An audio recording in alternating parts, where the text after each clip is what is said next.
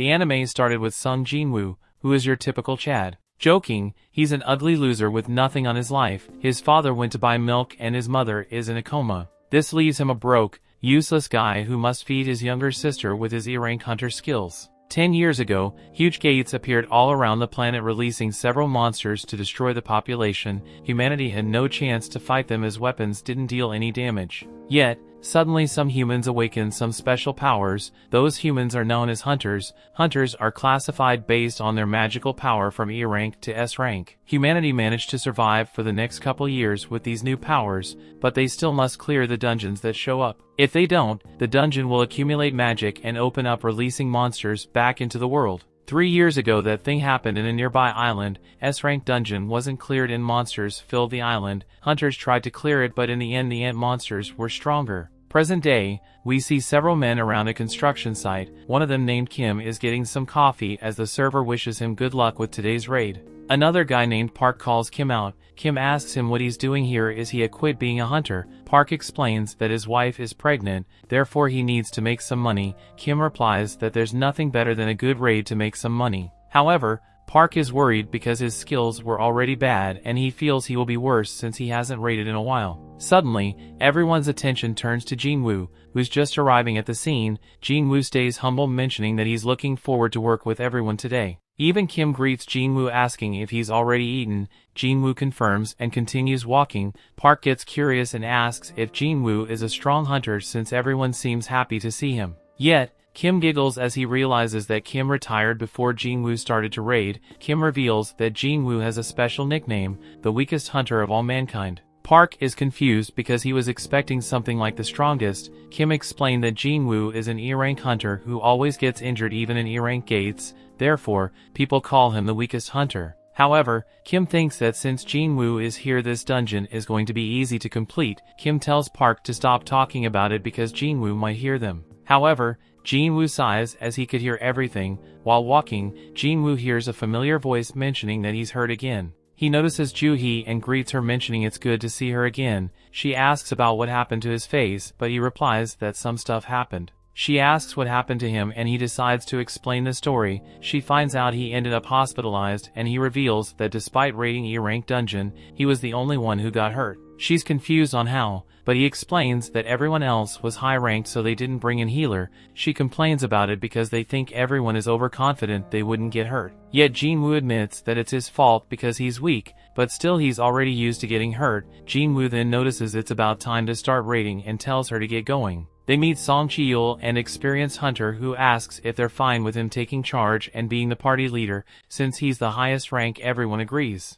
With all set, they open the gate and enter the dungeon. As they get in, Kim tells Jin-Woo to stay close to avoid getting hurt. Jin-Woo pulls out his knife, mentioning this is the only piece of equipment he can afford, but still he will give his best today, and enters the dungeon. Meanwhile, Go Gun-hee, the president of the Hunter Association, tells his right hand that he met the government who asked them to avoid dungeon breaks. However, they also demanded them to supply goods that have been acquired inside dungeons. He doesn't feel like those demands are unbearable as they make money from reselling goods obtained from the dungeons. Those goods are crystals that people obtain from slaying monsters. Inside the dungeon, Jin-Woo is seen covered in blood with a crystal in his hand. He's happy that he managed to defeat a weak goblin, but Joo-hee tells him to be careful. Another goblin attacks him, but he manages to block the attack. The goblin continues attacking, but he evades everything. He gets a chance to attack and tries to piece the goblin. Yet, upon contact his blade shatters. The goblin wastes no time to stab him.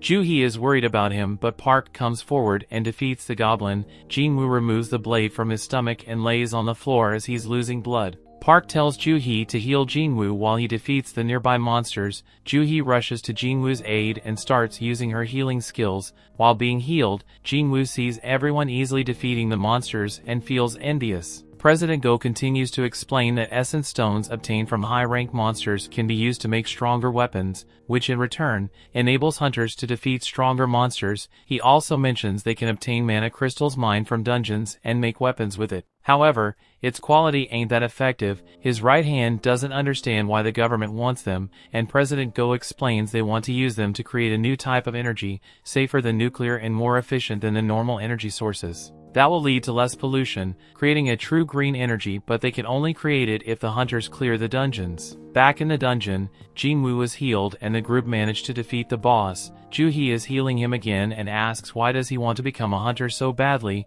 She explains that if he keeps doing the same thing over and over again he will find himself in big trouble. Jin-Woo apologizes, but Joo-hee complains she doesn't want an apology, she's just worried about him. Song talks to everyone, explaining the raid is about done and everyone starts talking about their drops. Jin-Woo then looks at his essence stone and feels pity for himself. He risked his life just a pitiful reward. Suddenly, another guy shouts mentioning there's another entrance nearby. Everyone is confused, but Song reveals that sometimes there is double dungeons. Some see this as something strange, but most of them think this means their rewards will be bigger. Song talks to the group, explaining that the dungeon gate doesn't close unless they also defeat the second dungeon's boss. Usually they should report this situation to the Hunter Association and wait for a decision, but that also means other hunters might come and steal this boss. He decides to make everyone vote if they should go for it or not. There is 13 members in total, half of them vote yes while the rest votes no. Jin-Woo is the one who will decide the fate of the party with his vote.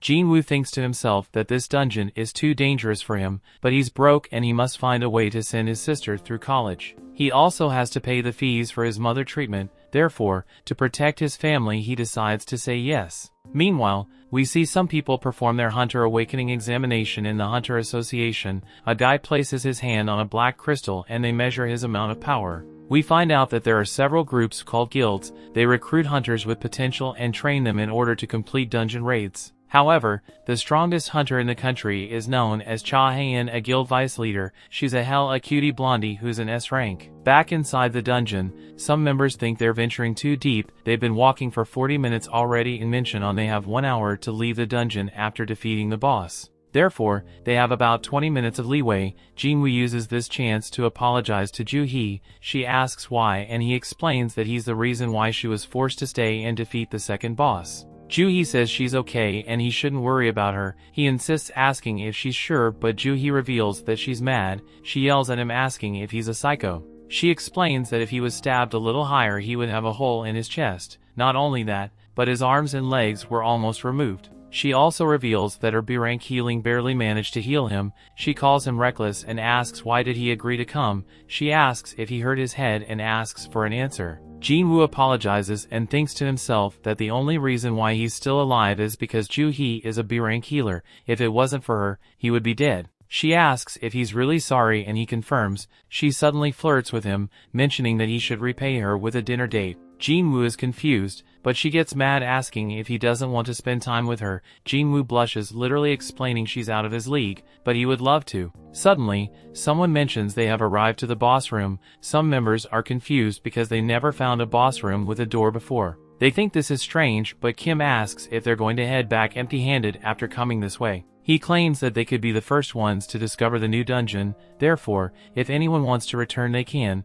However, he will be going and even if it's alone. Meanwhile, the guy who performed his hunter examination is watching President go in a video. In short, he explains how careful they should always be and survive despite their rank. Back in the dungeon, they all open the doors and step inside. The torches all around the room start to light up as they step in. Some are impressed as they've never seen anything like this room, but they should hurry up and look around. The group sees several statues standing around the room and Jin-Woo notices another one sitting on what it seems to be a throne. Jin-Woo thinks this one is the bigger one, but the group starts to mention how they feel like they're being watched. They then notice something strange. There are no monsters inside the room. Song then notices the floor and sees what it seems to be a magic circle. Kim calls Song out, mentioning there is a statue with something written. Everyone gets near the angel statue and notice the inscription. Song reads it out loud, mentioning those are the commandments of the garden and temple. First, they must worship God. Second, praise the God. Third, believe in God, and those who don't obey should die. Joo-hee freaks out and calls Jin-Woo, mentioning the eyes of the giant statue moved and looked at them. Jin-Woo was confused and says she must be imagining. Suddenly the door closes. Everyone freaks out, wondering if they're trapped. One of the members starts walking towards the door, complaining they didn't want to come here in the first place. He touches the door and suddenly a statue moves and slices his head off. Everyone is shocked and starts screaming. Jin-Woo falls into despair, thinking about the rank of the guy who just died. He knows the guy was way stronger than himself. The statue returns to the original position, but Jin-Woo still cannot move as the guy was killed in an instant. He doesn't understand who this monster could be in a D-rank dungeon. Jin-Woo then looks at the bigger statue, paying attention to every detail until he sees its eyes moving to look at him. Jin-Woo starts having a flashback about the moments he faced life and death situations. He was separated from his team during his first raid and ended up injured by E-rank monsters, forcing him to spend several weeks in the hospital. Later, he almost starved to death while trapped in a maze. He explains that hunters spend their money earned from essence stones to buy more weapons to defeat stronger monsters. However, he always only had money to buy cheap butter knives. If the knives broke, he would be forced to fight the monsters with his fists. He didn't even have money for clothes, but he kept going. He never earned much money and was always mocked by other hunters. Therefore, he always looked for loopholes to survive. He had to observe everything in detail to get his chance. Upon returning to reality, Jin-Woo shouts at them to get down. The statue shoots a laser beam with its eyes, slaying several hunters. The ones who survived are shocked at this scene and start to panic. Luckily, Jin-Woo managed to save Joo-hee, but she's panicking in fear. He looks around confused about what happened and how they ended up like this. He knows they're trapped and cannot escape. In the end, he freaks out because he knows they will all die. The story continues. Upon looking around, everyone's minds only think about running. Yet, Song orders them to stand still because if they get up they will be attacked. Joo-hee is still shaking in fear and Jin-Woo tries to calm her down. Song approaches Jin-Woo and tells that if he didn't warn them, everyone would be dead by now. He asks how Jin-Woo knew about it, but he replies that he just sensed danger. Jin-Woo then notices that Song's arm is missing, but the old man says it's okay and asks him to stop the bleeding. Jin-Woo warps bandages around Song's arm. Song explains that usually he would ask Joo-hee to heal him, but she cannot deal with frightening situations. For that reason, she's only going on easy raids, despite being a rank B healer. Song also reveals that he's been into some B rank raids, but knows that this place must be A rank dungeon, but he then corrects himself saying this is an S rank dungeon. He then remembers the angel statue and the commandments of the garden and temple. He repeats the commandments and Jin-Woo thinks the god mentioned on those rules is the big statue. Meanwhile, Jin-Woo's younger sister Jin-Ah is at school talking to her friend Song-hee who missed the early classes. However, Song-hee ignores her question and asks if Jin-ah's brother is a hunter. Jin-ah confirms but mentions that despite Jin-Woo's improved body as a hunter, he always suffers injuries. Back in the dungeon, Song tells Jin-Woo it's a bad idea to fight the statue and they should find a way to escape. However, there's a brain-damaged guy who refuses to die like this. He starts powering up his power, mentioning he just signed a contract with a major guild and don't want to die here. Song orders the guy to not move. However, the guy starts running forward, mentioning that he's confident that he's faster against every single opponent. He runs toward the door, but the huge statue looks at him. In the end, his body disappears, only leaving his feet. Everyone starts to panic and Jin-Woo mentions the statues could easily kill everyone inside. Song confirms it, making Jin-Woo wonder why the statue hasn't killed them yet. Usually monsters attack them blindly, but the statue isn't. He then thinks about the commandments and asks Song what was the first one. Song replies it's to worship the god. With those words, Jin-Woo thinks this dungeon has some special rules. He gets up with a plan which initially Song tries to stop him, but after seeing the look in Jin-Woo's eyes, Song is sure that he hasn't given up in life. With courage, Jin-Woo gets up and notices the statue preparing to attack. He suddenly kneels down and notices the statue stop the attack. He tells everyone to kneel down to the statue, making everyone confused. Song asks if he figured something out and Jin-Woo confirms it, mentioning that as long as their heads are below a certain height, the statue won't attack. In short, this is what the first commandment means. He then bows down and Song asks if he's sure. Jin-Woo thinks he is and everyone follows his movements. Everyone questions if they will be able to survive by doing this, but the statue's eyes deactivate. Suddenly, the statue starts smiling, making everyone afraid of its expression. They realize the statue isn't attacking them and one of the guys gets up and starts celebrating because the statue won't attack them. The others get up thinking they're saved, but Jin-Woo knows this isn't over yet. Suddenly, the huge statue gets up and they scream because they thought this was all over. Song asks Jin-Woo what to do next, but our boy doesn't know yet. The statue starts walking forward and Jin-Woo mentions that they cannot violate the commandments. He then tells everyone the second commandment to praise the god. Everyone is confused on how they should do it, but another guy steps forward. He claims that he knows how to praise God because of his traditional folklore research. In short, this guy kneels and starts praying. The statue starts to slow down and looks at the guy. However, Jin-Woo senses something strange because those are not the words to praise this god. The statue smiles as it lifts its foot while the guy continues praying. In the end, the statue steps on top of him, everyone panics and starts running, but the statue continues stepping on top of some others. The statue starts chasing everyone and one of the guys runs near a statue. His friend tries to warn him to look out behind, but that statue moves and slices him in half. Jin-Woo takes Julie to run while thinking about how they can praise the god. She's still panicking and he thinks that he needs to save her. He looks around to the other statues and compares their weapons, until he notices there are some statues with some musical instruments. After a quick thinking, he yells at everyone to get under the statues that have them. Song is confused but follows the orders. The statue starts playing the instrument and Song tells everyone to follow the advice as those statues won't attack them. More people get under those statues and feel relieved because they have been spared. Meanwhile, Jin-Woo and Ju-hee manage to reach a statue but it doesn't play.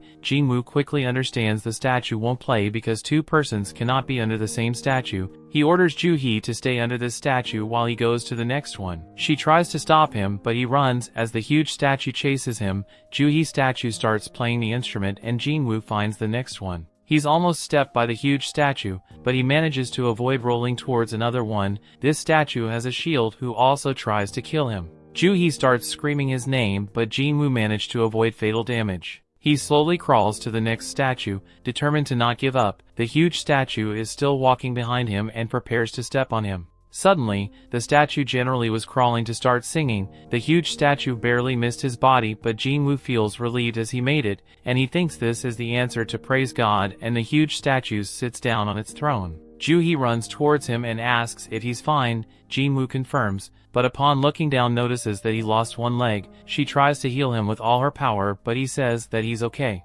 She refuses to stop, but she ends using so much of her power and she starts coughing blood. The group looks around and thinks this is tragic. Yet, despite Song losing one of his arms, some members who voted yes blame him for this situation. Song apologizes for forcing them into a decision and decides to bear all responsibility. Jin-Woo watches the discussion and thinks this is not the time to argue with each other because there's still one last commandment. The statue suddenly raises its and an altar raises in the middle of the room. Everyone is confused, but Jin-Woo replies that's a common thing in mythology. In short, the statue wants them to make a living sacrifice to the god. That's the final commandment, to believe in God. Everyone gets shocked, but one of the members who voted yes reveals that he knows what this means. He grabs his sword and points at Song and mentioning they need a sacrifice. He goes on to blame Song because his friend wanted to provide for his family and got sliced in half, and since Song claimed that he would take responsibility, he wants Song to sacrifice himself for all the lives they lost. With those words, Song decides to accept his fate as the party leader. He walks toward the altar. Upon reaching close to the altar, a flame appears. Everyone is confused, but Song asks Jin-Woo what he needs to do. Jin-Woo is still confused about this, thinking they don't need a living sacrifice. He apologizes for the inconvenience and asks if they can take him to the altar so that he can check it. When the three reach near the altar, 3 more flames appear. Song asks if he has figured out something, but Jin-Woo hasn't. He wonders if someone will come to rescue them if they wait there. Song explains that since this dungeon has been around for 7 days, the Hunter Association will probably take some actions before they come to rescue them. Jin-Woo thinks that if they fail here, this huge statue will run wild into their world. Meanwhile, Jin-Ah goes to the hospital to visit her mother like she does every day. She talks about her day and how her friend was late and her future plans. Back inside the dungeon, Jin-Woo tells Ju-hee and the top anime betrays to come to the altar. Despite hesitation, the 2 steps inside, making 2 more flames appear. Suddenly, the altar unleashes some electricity and a new ring of blue flames appear around. The dungeon door suddenly opens up, making everyone worried because this could be a trap. One of the blue flames disappears and the statues start to light up and move forward. They all start to freak out while Jin-Woo looks around and notices a strange mechanic. He tells everyone to not close their eyes and look at the statues because they will stop moving. In short, this is basically a game where they all must keep their eyes on those statues. Everyone follows his instructions and the statues stop moving. However, some members are too anxious and start running away from the circle. One of the normal flames extinguished, but she managed to leave the room. The door, however, is starting to close. Song asks Jin-Woo if he knows what happened, but he's confused. He thinks about the 3 commandments and thinks the door is a trap because the last one is to believe in God. He believes the door is just to give them a false sense of hope because they're afraid. This is a way to test everyone's faith in the statute. However, another guy also gives in to this hope and throws Jin-Woo aside before running toward the door. More people think about leaving, but Jin-Woo explains that if someone else leaves, the statues will able to move because of a blind spot. Song wants a better explanation, to which Jin-Woo replies they cannot move their eyes from the statues. He explains that the blue flames extinguish, everyone will be able to escape. Yet, there are members who think that if the flames go out, they will be locked inside. The guy reveals he didn't expect Jin-Woo, the weakest hunter, to be the most useful one. He thanks him for allowing them to survive, but the guy starts to cry and apologizes before running away. Jin-Woo starts crying, asking why they betrayed him. He refuses to give up and desires to survive by quickly looking at every statue. Yet, Song orders Joo-hee and Jin-Woo to escape while he stays behind. He thinks that as long as one person stays behind, the door won't close. However, Joo-hee's legs give up. Upon hearing those words, Jin-Woo tells Song to take Joo-hee and leave. Joo-hee tries to refuse, but Jin-Woo gets angry and shouts that he has no foot so he cannot help her. She starts complaining, but Song knocks her out because they're running out of time. Song then carries Joo-hee outside the door, making Jin-Woo relieved because he's the only one who will die. He notices a sword on the ground and picks it up while the statues continue walking. He raises it, promising that he will take one of them to be his best buddy in hell. The statues start attacking him, but he manages to dodge. The statues again attack him, making him lose one arm, followed by several other attacks. He shouts in pain, mentioning that he also wanted to become stronger, but he can't. After several attacks, he's barely alive, but refuses to give up. The statues stab his shoulder, and he remembers those who just betrayed him, trying to justify it by mentioning their family. This is all selfishness because he also has a family that he wants to return and take care. In the end, the statue lifts him into the air and throws him into the altar while preparing for the last attack. He cries as he doesn't want to die and wishes one last chance. As the statue is about to slice him, the last blue flame goes out. A system message appears asking if he wants to become a player. He says yes. The story continues. We see Jin-Woo wakes up in the hospital in shock. He notices that he still has his arm and pulls the blanket to check if he has his leg. After confirming, he thinks that he was stabbed through the chest, but there's no mark. He thinks this was all a dream until someone knocks on the door. The guy is impressed that Jin-Woo is awake and introduces himself, Woo Jin-chul, a manager of the Hunters Association surveillance team. Jin-Woo wonders what they want from him, but Jin-chul first asks his partner to get the doctor here. That's when Jin-Woo finds out he was unconscious for the past 3 days. He asks about Joo-hee and Song, but the guy confirms they're fine despite Song losing his arm. As a result, he will be forced to retire as a hunter. Joo-hee, on the other hand, is still traumatized and getting psychiatric care. In her case, she won't probably continue working as a hunter. Jin-Woo thinks about everything that happened, and Jin-chul mentions that only 6 people survived that dungeon. He says that working as a hunter is dangerous, but it's still rare to see this type of outcome. However, he mentions that something was strange. The White Tiger Guild came to the dungeon after being alerted by the guys who ran away. However, they never saw a second room. All they saw was Jin-Woo collapsed on the ground. They investigated but found no evidence of the so-called temple or statues that everyone described. Jin-Woo and Jin-chul think that's unbelievable. However, every survivor said the same thing, and they found the bodies of the ones who died. Therefore, the Hunter Association cannot suspect the rest of the group for PK everyone. Jin-chul, however, reveals they suspect Jin-Woo of experiencing a second awakening. Jin-Woo is shocked to hear those words and remembers all he was taught. A hunter's power is determined when they awaken their power and never changes. However, there are some rare cases where a hunter goes through a second awakening. Some of them goes from low ranks to rank A or even rank S. Jin-Woo tries to hide his excitement about this possibility. They then pull out a gadget to measure his power and tell him to put his hand over it. Jin-Woo smiles, thinking this is his lucky day, and puts his hand. Jin-chul, however, is thinking that it was impossible for Jin-Woo to survive that type of described dungeon because he's weak, and since there isn't any evidence of the monsters, he thinks Jin-Woo became either rank A or S. However, his score is a big fat 10. Jin-Woo is excited to hear the result and what rank he will get now. Jin-chul, however, apologizes for the mistake because Jin-Woo are still worse than trash. They leave, and Jin-chul's assistant mentions that every other E-rank hunter managed to get 70 or higher. While walking, Jin-chul thinks they cannot explore that dungeon because it disappeared, but he still doesn't understand how Jin-Woo survived. Meanwhile, Jin-Woo are in his room thinking sorry for himself, yet he's confused because they never asked him about the screen in front of him. The screen shows that he has unread messages, and he thinks that he's the only one who can see it. He clicks on the screen, but it doesn't react. He suddenly remembers that when he was about to die, the screen showed that he completed the secret quest Courage of the Week. Suddenly, Gina enters into the room and starts berating him. She tells him to take care of himself because that makes her worried. He apologizes and she complains, mentioning that he always ends up in the hospital while the others are fine. He looks at her and cannot believe he was prepared to leave her behind. He smiles at her, but she complains again. If this happens again, she will quit school and get a job so that he can quit being a hunter. He apologizes again and asks if she can see the Windows screen. She's confused and asks what he is talking about. He apologizes and asks her about games. He wants to know how he can read unread messages, but she thinks he's crazy and should get another medical checkup. He replies that she used to play tons of games and she gives up, replying that he would be able to read it by opening his message box. He repeats those words and the message is open. He notices that he has a daily quest called Strength Training has arrived. He thinks for a bit and remembers the word player was mentioned before. Gina in the end gives up and leaves. Meanwhile, Jin-Woo starts reading everything about the system. In short, it was made to help him develop. However, if he fails to follow the system, he will get a penalty. He then sees a screen mentioning the rewards have arrived and gets confused. He then accepts the daily quest and notices that he will become bald like Saitama. He must do 100 push-ups, sit-ups, squats, and then run 10 kilometers.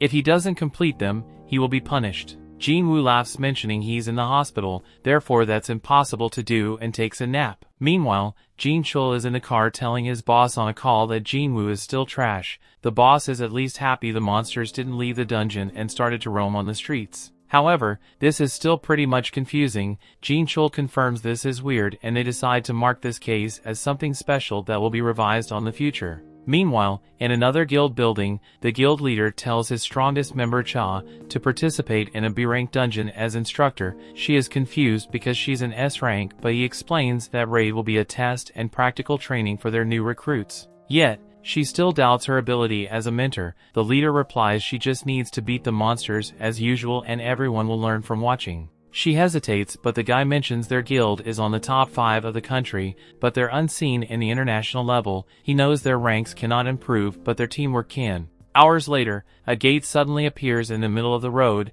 The military takes care of the whole situation while everyone wonders when the hunters are going to show up. Back in the hospital, Jin-Woo is still sleeping. The daily quest timer runs down and warns that he failed. Suddenly, the ground starts shaking and Jin-Woo wakes up. He ends up falling from his bed, but when he opens his eyes, he sees himself in the middle of the desert. He's confused about what's happening and thinks this is just a dream. However, there is a giant desert centipede looking at him. The system window then shows up and tells him to survive for the next 4 hours. Jin-Woo is shocked and starts running. Meanwhile, the nurses check his room and notice that it's empty. Jin-Woo is doing his best to run and scream from this huge centipede, but more appear. He's been running for 2 hours already. The nurses are looking for him, but they never find him. Luckily, Jin-Woo manages to run for the whole 4 hours and returns to his room. The system alerts that he completed his penalty quest, but he collapses before checking the rewards. The nurses then enter his room again and get shocked to see him. The next day, Jin-Woo finally gives up being a lazy loser and gets up from bed.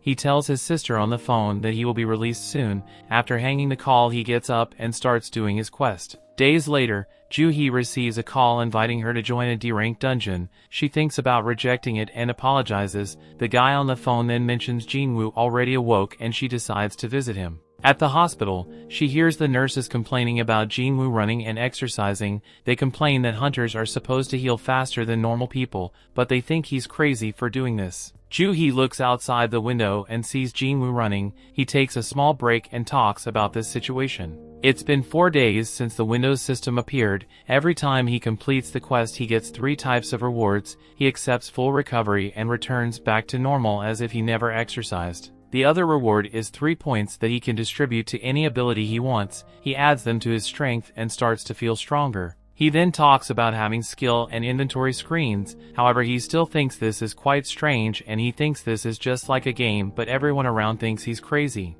Upon returning to his room, Jin-Woo decides to open his final reward, the random loot box. This time he got a key. He's confused because he always got stuff like pins or bandages. Upon checking the information, the system reveals he can use it to enter an instance dungeon in a specific location. He's confused with this, but thinks this is some sort of event that will help him get stronger. Meanwhile, nobody has raided the dungeon that appeared in the middle of the road, the news reveal in which locations new gates appeared. Therefore, everyone should expect traffic delays. Jin-Woo uses this time to visit his mother in the other hospital. 4 years ago, she suddenly collapsed in front of him. Turns out that she now suffers from the eternal sleep disease. This is a new disease that appeared when the dungeon gates appeared in the world, and it only affects one in every several 10,000 people. But in short, this only happens when the person is exposed to mana for several times and there's no cure. Jin-Woo returns to his room to do push-ups while remembering when he tried to have a normal job. He was slow and weak when suddenly it became easier. It turns out he just awakened as a hunter. He thought this was his lucky day as he could go into the dungeons and be able to pay for his mother's life support. His sister thought it was dangerous, but he told her to trust him. But in the end, even the weakest goblins were able to beat him. Everyone had to save him and complain about his skills. They even expressed that if didn't help the raid, his cut would be reduced. However, Jin-Woo simply smiled and apologized, but now if he puts all his ability points into strength, he will be able to become strong. He decides to check the instance dungeon key and goes to a station. He feels confident about his gear and ability to run if he needs to. He then pulls out the key and suddenly a key lock appears. He inserts it and a dungeon appears out of nowhere. He enters that portal and sees the system alert. Suddenly the dungeon exit gets blocked. Jin-Woo then sees normal people leaving the station and realizes this is a separate dimension. He thinks this kind of dungeon is something like a red gate. He thinks this is a mess because he cannot run away, but the system explains that he can only leave by defeating the boss or using a teleportation stone.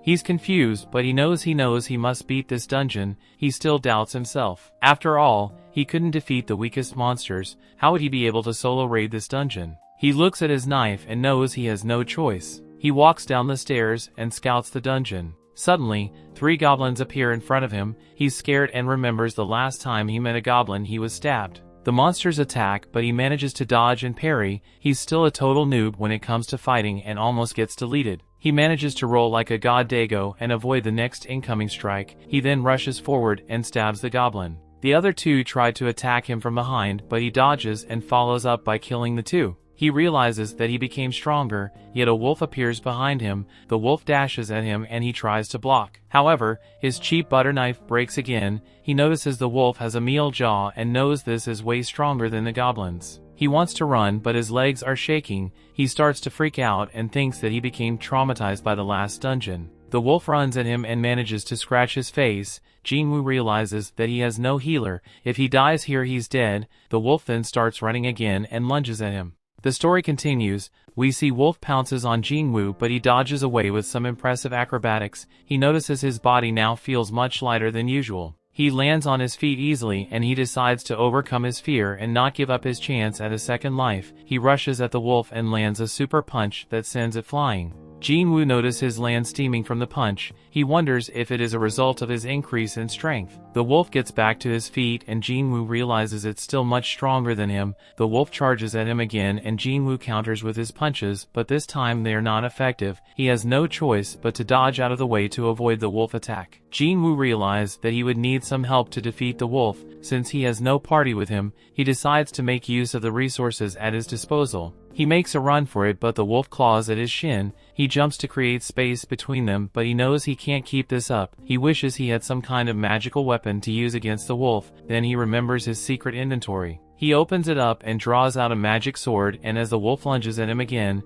he slices it cleanly into 2. A notification screen comes up telling him he has defeated the wolf and leveled up. Jin-Woo wonders how the sword got into his inventory because it cost a lot of money, which he knows he can't afford, but he decides not to worry about that. His wounds heal up and he realizes his body doesn't hurt anymore. 2 more steel-fanged wolves show up, but Jin-Woo isn't bothered because he now has a weapon to defeat them. He tries to lift up the sword from where it was plunged into the ground, but he can't. Jin-Woo starts to panic as the wolves get even closer. He desperately begs the sword to come out of the ground, and he pulls it one more time to dislodge it. The wolves are already lunging at him, but he swings the sword on time to take out one. He swings at the other ones, but it catches it with its steel fangs. Jin-Woo doesn't want the wolf to damage his sword after that it took him to get it. He kicks the side of the wolf to make it lose its grip and he defeats the wolf. Another wolf appears out of nowhere and Jin-Woo aren't a bit bothered because these wolves are nothing compared to the monsters he faced in the secret room.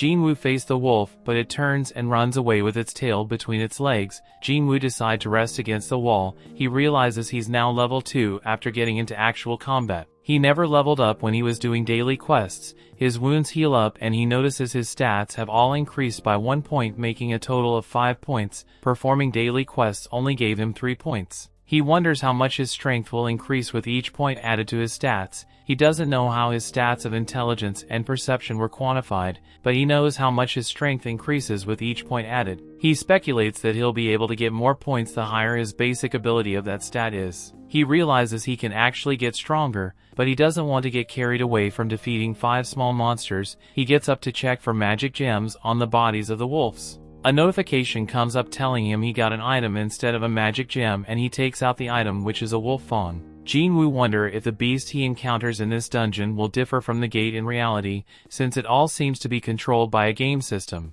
The shop screen comes up and Jin-Woo tries to buy something, but the game system tells him new players can't buy anything. He decides to sell the fawn and he gets 20 gold coins in return. He wonders what the equivalent would be in cash. He knows it can't be worth much because he's in an E-ranked dungeon. He picks up his sword wondering what to do. He has to defeat the dungeon boss or get the teleportation stone to get out, but he doesn't know where either is. He doesn't feel confident he can defeat the dungeon boss alone, but he thinks he stands a chance if he continues to level up. He suddenly looks up to see an entire pack of the wolves lurking in the shadows. The wolf that ran away went back to call the rest of the family, but Jin-Woo isn't scared anymore. They charge at him, but he charges at them all in defiance as well. He slashes and slices them as they dive him. One wolf gets on his back, but he shrugs it off. He's now surrounded by wolves, and he hopes to enjoy the battle, hoping the wolves don't die too easily. His past flashes before his eyes, and a smile crosses his face. He engages all the wolves, happy to battle as long as he gets to level up. He levels up as he cuts them down, and he finally defeats them all, earning the title of Wolf Assassin. Jin-Woo is sweating from exhaustion and he realizes his sword is almost broken. He realizes that his weapons are expendable and they'll eventually wear off, but he's glad the battle is over. He looks over his inventory to look at the items he got from the battle and what remains from his previous inventory. He gets the teleportation stone for completing the battle. He thought it would be much harder to get, and he contemplates leaving the dungeon, but he doesn't know if he'll get another chance to become stronger so easily. He wonders if the dungeon will disappear like a time-limited event in a game if he leaves. He tells like he's being toyed with by a supreme entity and he has no way of escape. He decides to store the stone in his inventory and continue deeper into the dungeon. Joo-hee gets a call from the Hunter Association and she apologizes for her earlier actions. They tell her a dungeon close by had a break and they need her help because they are short of healers. As Jin-Woo goes deeper into the dungeon, he defeats several new beasts and he levels up as he does so, making it easier to defeat each new beast. He takes a while to catch his breath. Through his battles, he noticed that the color of the names of the creatures shows that he's weaker on the same level or stronger than them. When he faced the first wolf, its name was red, but the names of wolf appearing are now colored white. Jin-Woo arrives at a flight of stairs and he perceives that he can't defeat the monster waiting at the end of it. He looks at his stats and he notices his level hasn't increased for a while now. His sword is also on the verge of breaking into bits, but he decides to go down the stairs. He gets to the end of it and he realizes the place doesn't look like a train station anymore. He hears a rushing sound and he turns to face it. He sees the monster coming to him at full speed, but he can't react fast enough. The monster knocks him back into the wall and his sword breaks. The area boss, which is a water snake, reveals itself and Jin-Woo looks at the color of its names and realizes they are the same level. He looks at the scales of the snake and he realizes his sword would be useless against it, but going barehanded would be even worse. The snake strikes at him, but he uses his sword to deflect the snake's attack. Since the snake attacks so fast and fiercely, he decides to weaken it first, but his sword can barely do anything against the snake scales. The snake returns for another attack, but Jin-Woo dodges out of the way, but he enters the range of the snake's tail. The snake smacks him with its tail and it sends him flying into the water. The snake goes for him underwater, but he quickly swims out to safety. The snake doesn't give him time to breathe as it attacks him once he's out of the water, sending him flying a great distance. As he gets back on his feet, he sees a train flying towards him and he has to run out of the way. He thought he was much stronger, but now that he's against the snake he feels so powerless. He grabs hold of his broken sword and wondering how much stronger he must become to stop being ridiculed constantly. He recalls when Song told him everyone was calling him the weakest hunter ever known mankind. Song told him to work hard and make them change their mind. The snake attacks Jin-Woo, sending him flying. Jin-Woo tries to regain his balance, but the snake doesn't give him a chance to look cool. It pins him against the wall with its body and crushes him till the wall breaks. Jin-Woo knows he was called that nickname because he was weak and helpless. He also knows that someone with overwhelming power will remain defeated, and the weak can do nothing but stand still when faced with the strong. People are looked down on if they are weak, even if they are considerably smart. Jin-Woo doesn't want to be gentle anymore. He wants to become strong, and that's why he went into the dungeon. He jumps up like a possessed maniac and grabs the snake. He tries to crawl up its body, but the snake knocks him off. Jin-Woo gets back on his feet. He vows not to give up till he gets stronger, and a blue aura engulfs him. His hair begins to stand on end, and the snake attacks, but he blocks it again, wearing out the snake scale. He feels like he's not giving enough, and he tries to put in more effort. Compared to when he was face to face against God, the snake was nothing. The snake attacks again, and Jin-Woo jumps into the air and he plunges his sword into a chunk on the snake scale. The snake tries to attack him again, but he blocks it and slices the snake's side to wear out the scales more. He jumps into the air, and the snake uses that opportunity to open up its mouth and swallow Jin-Woo. Jin-Woo's sword flies into the air, but the snake looks down to see him holding onto it. Jin-Woo uses his strength to crush the snake scale, and the snake is hurt. It bobs and weaves, trying to knock Jin-Woo off, but Jin-Woo holds on tight. He continues pressing down on the snake's neck with all his power, and he eventually defeats it. He levels up after the battle, and a smile crosses his face. He realizes he did get stronger after all, and he picks up the item he got as a reward for winning. It was a dagger which is twice as strong as his previous sword, and it comes with paralysis and bleeding effects. He also gets a vial of the snake's venom, and he thinks its effects are overpowered. He gets a notification that the dungeon will be reset since he has defeated the boss, and the station returns to its normal state. Jin-Woo walks out, but he can't see a person inside. He wonders what the time is. A soldier approaches him asking why he's around the station, and if he didn't hear the announcement. He sees Jin-Woo's sword and realizes he's a hunter. He apologizes to him and tells him he'll take him to the site. Jin-Woo follows the man, wondering what happened. The soldier briefed him about the dungeon break, and he asks if monsters came out. The soldier tells him most of the monsters have been defeated save for a giant magic beast. Jin-Woo would feel the monster from that distance, and he knew that was the boss of the dungeon. The huge magic golem engages the hunters as the police tried to keep citizens behind the barricade. The hunters are giving their all to bring down the golem, but their attacks aren't strong enough to weaken it because it has a high defense. Jin-Woo arrives at the site, and he realizes the hunters present don't have a great deal of teamwork. He can also see that most of the hunters are low ranks, and the battle was only prolonged because they had a tank whose rank was a bit high. He looks at the healers and notices there are 2 in D rank and 1 in B rank. The B rank healer is Joo-hee, but she isn't helping because she's dazed. A fellow healer riles her up to get her to help, but she still hasn't gotten over her encounter with God. She tries to make a healing circle, but she loses concentration and it breaks. Jin-Woo notices this, and he sympathizes with her, but he isn't scared anymore. They were facing a D-rank monster which is lower than the one he just faced. He pulls up his sleeves, getting ready to jump into action. The hunters can hardly hold on for much longer, and they pray for a higher rank hunter to arrive. Jin-Woo knows he can defeat the monster as long as he can break its defense. He decides to get it with his most powerful hit. He throws his sword with insane force to break the golem's defense. The hunters use that opportunity to defeat the golem. The tank wonders how they were suddenly able to defeat the golem when their attacks weren't effective a second ago. He looks at Jin-Woo's sword, wondering how the golem was defeated by it when the combination of their attacks did nothing. He asks the soldier who brought Jin-Woo to the site who threw the sword, and he tries to show the tank, but Jin-Woo is gone. The tank is terrified of Jin-Woo's power, and he wonders if Jin-Woo is a high-rank hunter. Jin-Woo looks much stronger now, but he didn't think he would break the monster defense with just one hit. He thinks its vitality was already low before he hit it. As he walks away, Joo-hee notices him.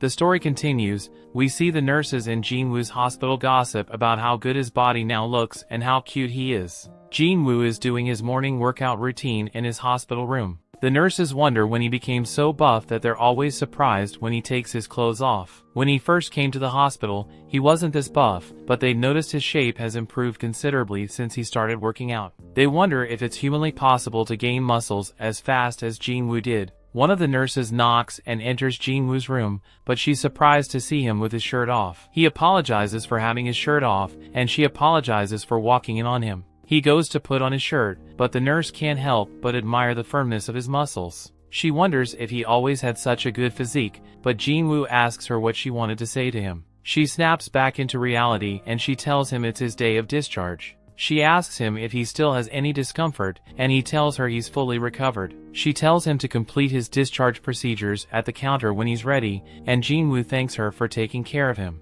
On a morning news show, the newscaster introduces Baek Hyun-ho. He is one of the 7 S-rank hunters with an impressive resume. She asks him what his life is like away from his missions, and he tells her he spends it training because daily training is indispensable. He tells her he would get rusty if he didn't simulate actual combat. She asks him if it's untiring, and he tells her that he's used to, since he previously worked as a firefighter. Back then, he knew that a small mistake could endanger the lives of his colleagues. Jin-Ah is watching the news when she suddenly realizes she's late. She rushes out of the room and calls out to Jin-Woo. He tells her to be careful on her way to school. Jin-Woo is rubbing his belly and Jin-Ah can't help but notice his abs under his shirt. She asks him if he's been working out and he tells her just a little. She notices the height difference between them. She asks him if the increase in height is also a result of his training. She goes to put on her school shoes before heading out, but Jin-Woo comes to hand her an umbrella she forgot. He gives her a friendly shove towards the door and she tells him goodbye. After she leaves, Jin-Woo goes into the living room and he looks at his daily tasks. He's completed the other except running, and he decides to do that later. He looks at his stats and he sees that he has unallocated points left. He knows he needs enough strength to deal damage, but it would be worthless if he can't hit his target. He sees the importance of the vitality and perception stats as well. He decides to distribute his points between strength, agility, and perception. He gets a call from his landlord and asks if his rent is due. The landlord tells him he's yet to pay rent for that month. Jin-Woo tells him he'll transfer the money and the landlord appreciates his response. He tells Jin-Woo to take care of himself and they end the call. Jin-Woo still isn't sure if he underwent a second awakening, but he can now kill goblins in an instant, so he should be able to earn enough to make a living. He sits on the couch and scrolls through open dungeons he can clear. He knows he has to get a high-level dungeon to get anything meaningful, but he won't be qualified because of his low rank. He contemplates a re-evaluation which will give him a higher rank and put him under the spotlight. With the increased attention he would be able to make more money, but he knows people with a second reawakening are rare and hunters whose stats increase with a level increase are non-existent. He knows how annoying the media can be and decides to drop the idea. He decides to keep his powers a secret till he understands it better. He gets a notification on his phone and he's surprised. He immediately puts on his clothes and goes out to a location. He completes his daily task in the process, and he's about to accept his reward when a man calls out to him. The man introduces himself as Hwang Dong-suk and Jin-Woo introduce himself to the man.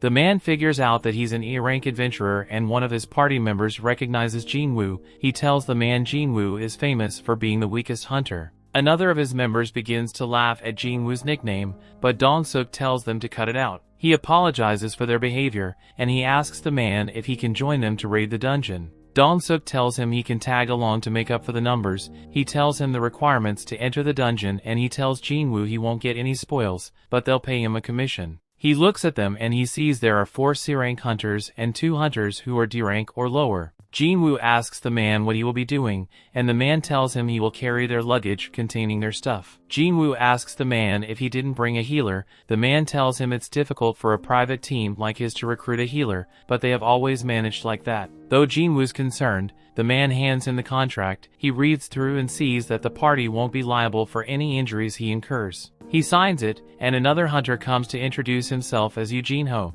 He tells Jin-Woo he is a D-rank hunter, who was brought in to make up the numbers. Jin-Woo is impressed with his gear, and he thinks Jin-Ho is from a rich family. Jin-Ho asks Jin-Woo if the bags are too heavy, but he tells him he's right. He tells Jin-Woo he doesn't have to speak so formally. They arrive at the gate, but because of how huge it is, they are skeptical it's actually a C-rank gate. Dong-suk tells them the dungeon was given a C rank by investigators. Jin-Ho wonders if it's okay to enter the huge gate, and Jin-Woo tells him only the magic flux matters. He tells him the association measures the flux and ranks the gate. Gates that are B rank and above are handled by large guilds, and those below C rank aren't very dangerous. Jin-Ho is amazed by how much Jin-Woo knows, and Jin-Woo tells him he has been a hunter for a long time. He confesses that it's his first time entering a C-rank dungeon, and Dong-suk tells his party to follow him. They get ready and enter the gate. The dungeon is dark, so Dong-suk tells one of his members to cast a light. He's surprised that there's no monster in sight and no light in the dungeon. There are usually luminescent stones in a dungeon. Jin-Woo remembers another dungeon he visited that was also pitch black. Jin-Ho asks Jin-Woo what luminescent stones are and he tells him they are glowing rocks common to cave-like dungeons. He tells him they are found on the floor or roof of caves and they emanate light. Jin-Ho is confused by the loads of gems and stones associated with dungeons. Jin-Woo tells him he will get used to it. They got deeper into the cave and Jin-Ho was still surprised there was still nothing inside. He asks Jin-Woo if there can be a dungeon without monsters, and Jin-Woo tells him to keep quiet. Jin-Woo listens hard and he can hear monsters round, but they choose to remain hidden. Dong-suk tells his party to get ready for a battle. Jin-Woo is surprised that all the monsters are moving together and rushing towards any light source. He tells them it's an insect-type magic beast and the party members aren't pleased to go against insects. They look at the different holes, trying to predict where the insects will attack from. They all get uneasy as the sounds of the insects get closer. Jin-Woo listens for the insects and he perceives them in a hole above the party. One of them opens up the hole and Dong-suk tells them he'll attract the insects while the others attack them from behind. Jin-Ho tells Jin-Woo to stay by his side so he's protected. Dong-suk uses his taunt skill to attract all the insects to himself and the other members attack the insects. Jin-Ho wants to get into the action but they tell him to stay back. One of the members uses his strongest attack to take down a lot of the insects and the party pushes forward. Jin-Woo is impressed with their teamwork but he feels frustrated. They defeat all the insects and Dong-suk asks Jin-Woo how he predicted where the insects would come from. Jin-Woo tells him it was his intuition. One of the party members calls out to Dong-suk and they notice the insects were killed by something that bit them and not their swords or magic. They figure out that there could be a monster who preys on the insects. Jin-Woo tells Jin-Ho to be cautious because his gear is so expensive. Elsewhere at the association gym, some hunters are working out when they hear a huge explosion. Some are surprised, but one hunter tells them it happens when their guild master is working out. They are impressed with his skills, but Yunho doesn't feel like it's enough for a warm-up. Back in dungeon, Jin-Woo tells Jin-Ho more about dungeons, and he asks Jin-Woo if he can manage the luggage in such a huge dungeon. Jin-Woo tells him he's fine earning more without fighting, but he's suspicious because the deal is too good to be true. He's still uneasy that the group doesn't have a healer and they had to make up monsters. They find more half-dead insects and they're even more suspicious. They think the dungeon boss is around the corner. They're about to move ahead and Dong-suk asks his party member to light up the cave. They move forward, cutting through cobwebs, thinking the boss room is ahead. They find a lot of mana crystals that could make them millionaires. Everyone is fantasizing about what they'll use their newfound wealth to do. Jin-Ho looks at Jin-Woo's contract and he tells Dong-suk that Jin-Woo should get some crystals since they aren't considered spoils. He tells Jin-Ho, Jin-Woo will get his share as soon as they defeat the boss. They have to move the crystals before defeating the boss because the gate to the dungeon will close. They decide to use the opportunity. Since the boss is sleeping, Dong-suk asks his member for his tools, but he tells Dong-suk he left them back at their car. Dong-suk tells Jin-Ho and Jin-Woo to stay back while they get the tools to move the crystals. Jin-Ho isn't comfortable with it, but Dong-suk assures him they are safe because the boss is asleep. Those C-rank dungeons require 8 people to clear them.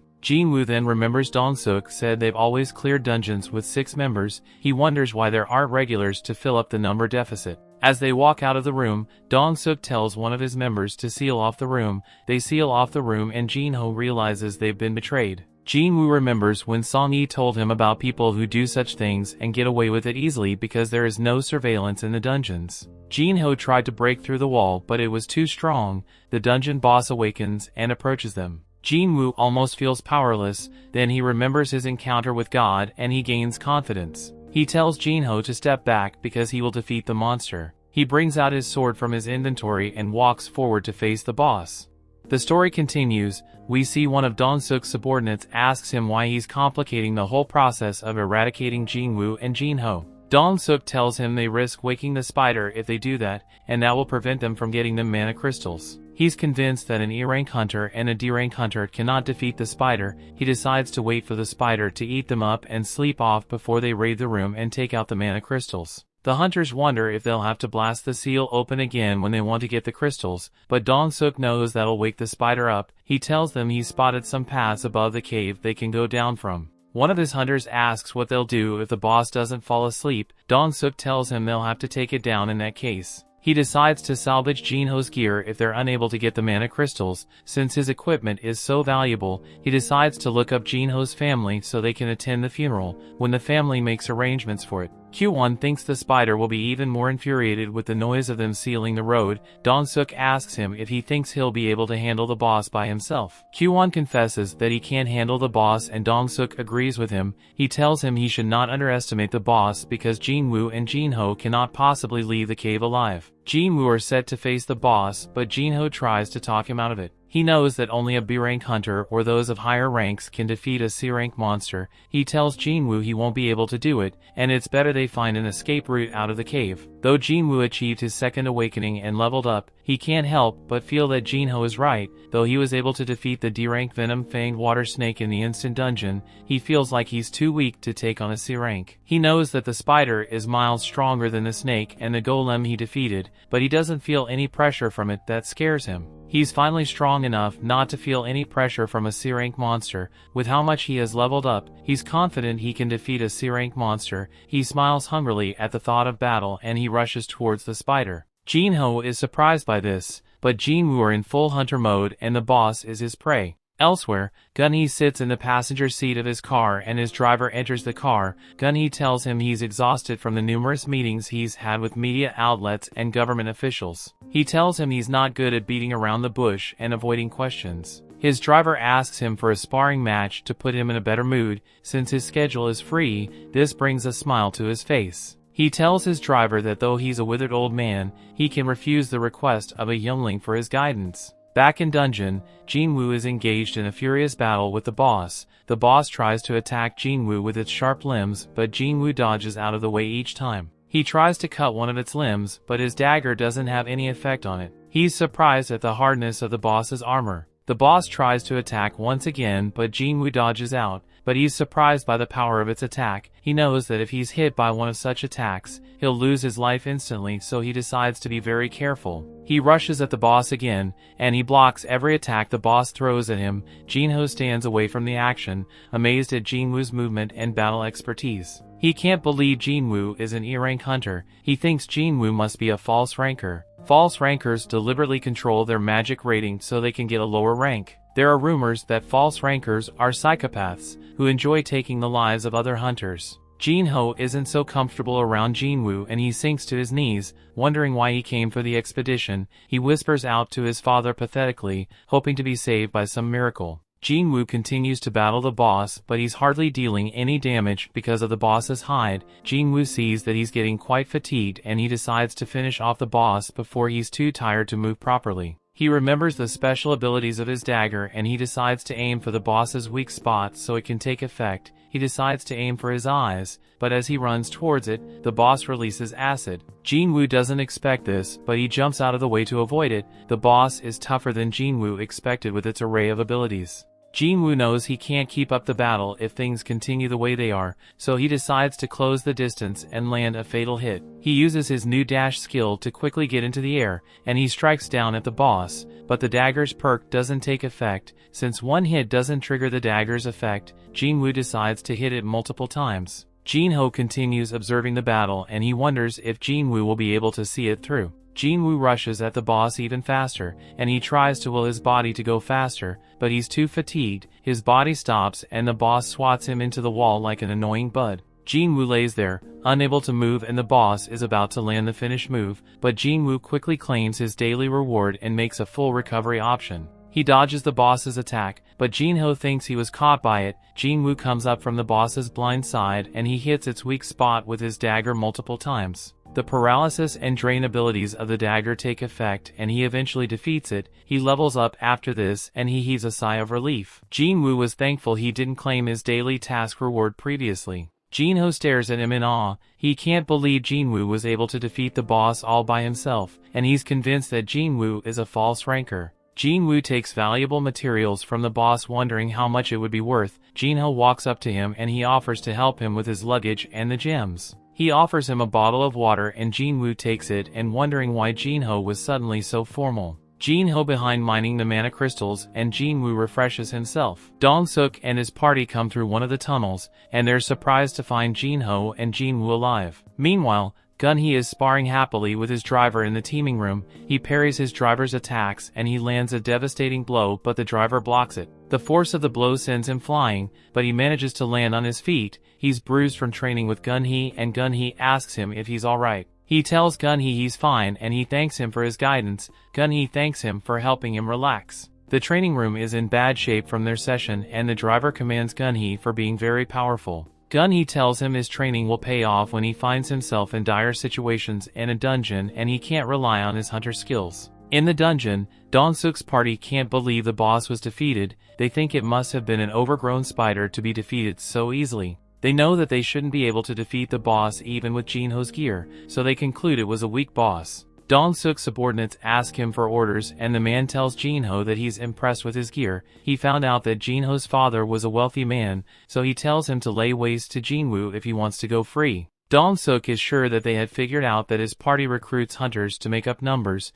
and they take them out and steal their loot. He tells Jin-ho he can become their accomplice if he takes out Jin-woo, or he'll take them both out. Dong-suk thinks Jin-ho took the boss down with his gear and he doesn't want to fight against him because he's afraid his gear has hidden perks. He wonders why Jin-ho isn't making a move on Jin-woo, and he makes fun of him for being afraid of Jin-woo. Jin-ho finally approaches Jin-woo, but he stands with him and prepares to fight Dong-suk. Since Jin-ho is siding with Jin-woo, Dong-suk decides to take out Jin-woo since he's weaker. Jin-woo prepares to face off with them, but suddenly an urgent request comes up on his screen. Q1 sees that Jin-woo is distracted and he casts a powerful spell at him that knocks him into the wall. Elsewhere, Hee-jin is standing along the road and some of her friends call out to her. They go into a cafe and they begin to catch up. They talk about happenings in their respective guilds. Hee-jin asks Gina how her training with Miss Cha-hae for the Orange Dungeon went. Other girl then tells her it was annoying because they were all struggling with A-rank monster, but Cha-hae was able to defeat it easily. All the trainees were so surprised by how easily she defeated it. A trainee aspiring to be the next team captain was embarrassed by this. Gina asks Hee-jin about the hunter aspiring to be the captain in her guild, and she tells her she doesn't like him much. Gina tells them they are all lucky to be in big-time guilds. Gina tells them she's had the opportunity to hear different rumors arriving from different sources. Hee-jin asks her what the rumors were about, and she tells her she heard there are strike teams with suspiciously high fatalities. Back in dungeon, Jin-ho looks back at Jin-woo who's knocked out. Dong-suk tells him Jin-woo has passed away and Jin-ho isn't happy to hear this. Jin-woo wonders how he forgot about the kind of world he lives in. He's about to lose his consciousness, but he notices the system telling him to take out the people who are trying to take him out. He realizes that the system wants him alive and strong, so he gets back on his feet. Dong-suk is surprised to see him stand up, but Jin-ho is relieved. Jin-woo brushes himself up and he decides to use the system to his advantage. Dong-suk teases Q1 for holding back on his attack. Jin-woo remembers that the strong always prey on the weak. They tease him for being the weakest hunter in the history of humanity,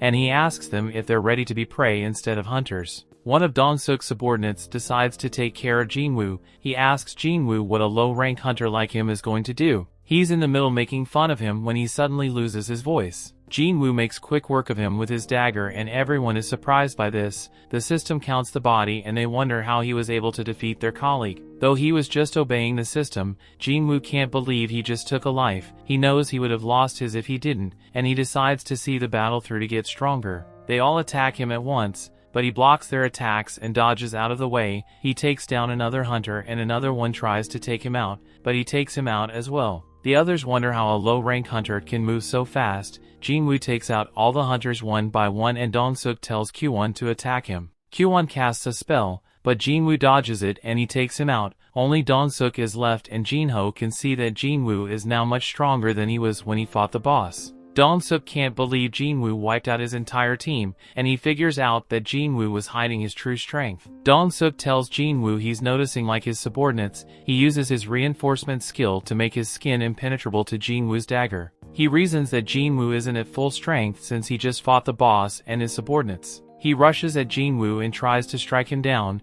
but Jin-woo is way faster than him and he smashes him into the ground. He tells Dong-suk that though he's strong, he has been leveling up the entire time. Dong-suk can't believe that Jin-woo is an E-rank hunter. He begs Jin-woo to show him mercy in return for payment. Jin-woo is surprised he's begging for mercy after trying to end his life so many times. Dong-suk tells Jin-Woo he won't get away with taking his life, and Jin-Woo tells him nothing that happens in the dungeon gets out. He finishes him off and the dungeon begins to close, since the boss has been defeated. They come out of the dungeon and an official is surprised that only the low-rank hunters survived. She notices Jin-Ho's gear and she is surprised he has the latest gear equipped. Jin-Woo is surprised he was rewarded for taking the lives of the hunters. He gets a new murderous intense skill which reduces all abilities by 50%. The official thinks they survived because of Jin-Ho's gear. While Jin-Woo hid behind him, Jin-Ho laughs nervously at her comments and she leaves them alone. Jin-Ho thanks Jin-Woo for having his back and suddenly it begins to rain. Jin-Woo is glad he gave Jin-Ah his umbrella. Somewhere in the city, a huge man is staring out the window ready for some action. The story continues. We see Chief Jin-chul receives the report of the 6 hunters who lost their lives in the C-rank dungeon. He sees the survivors are D-rank and E-rank, so he assumes they ran away from the dungeon, which is common. His assistant tells him they didn't run away, but they killed the boss and escaped the dungeon. He tells Jin-chul that Jin-Ho has expensive gear, which he's sure was vital to their success. Chief Jin-chul tells him to investigate the case if he thinks there's something fishy going on. He tells Jin-chul that Jin-Woo was the second survivor and the chief remembers him as the sole survivor from the double dungeon. His assistant tells him one of the survivors who lost their lives in the dungeon was Dong-suk. The chief is concerned that the brother of Dong-soo lost his life in the dungeon. Jin-Woo returns home and his sister welcomes him. She's surprised by the souvenirs he brought home and she asks him if something good happened to him. He tells her he's not sure what happened to him was good, but he was able to save up for their mom's expenses and their needs. Jin-ah thinks it's unusual for Jin-Woo to spend money because he's usually stingy. They are having dinner and Jin-ah asks him about his last raid. She thinks his companions must be strong since he came back with no injuries. This makes him remember Dong-suk and his squad and he becomes speechless. Jin-ah asks him if they were able to defeat the enemy, but Jin-Woo is lost in thought and he pops open his beer mindlessly. He remembers how he was able to defeat Dong-suk and his gang easily, despite their differences in strength. He didn't hesitate back then and he didn't despise them either. He knew if he would have run if he was still his old self. He wondered if he also became braver as he became more powerful. His beer is dripping into his lap, but Jin-Woo doesn't notice this. Jin-Woo is feeling remorseful because his opponents were human and not magic beasts. Jin-ah calls his name and he snaps back to reality. She asks him if he's feeling sick, but he lies that he was thinking about the change from the convenience store. Jin-ah tells him not to scare her like that and he decides to stop thinking about the past. He knows he has to get stronger so he can protect his family. He decides to do the same thing if he gets jumped by otter hunters again. He gets a notification saying he has ingested a harmful substance and the system automatically detoxifies him.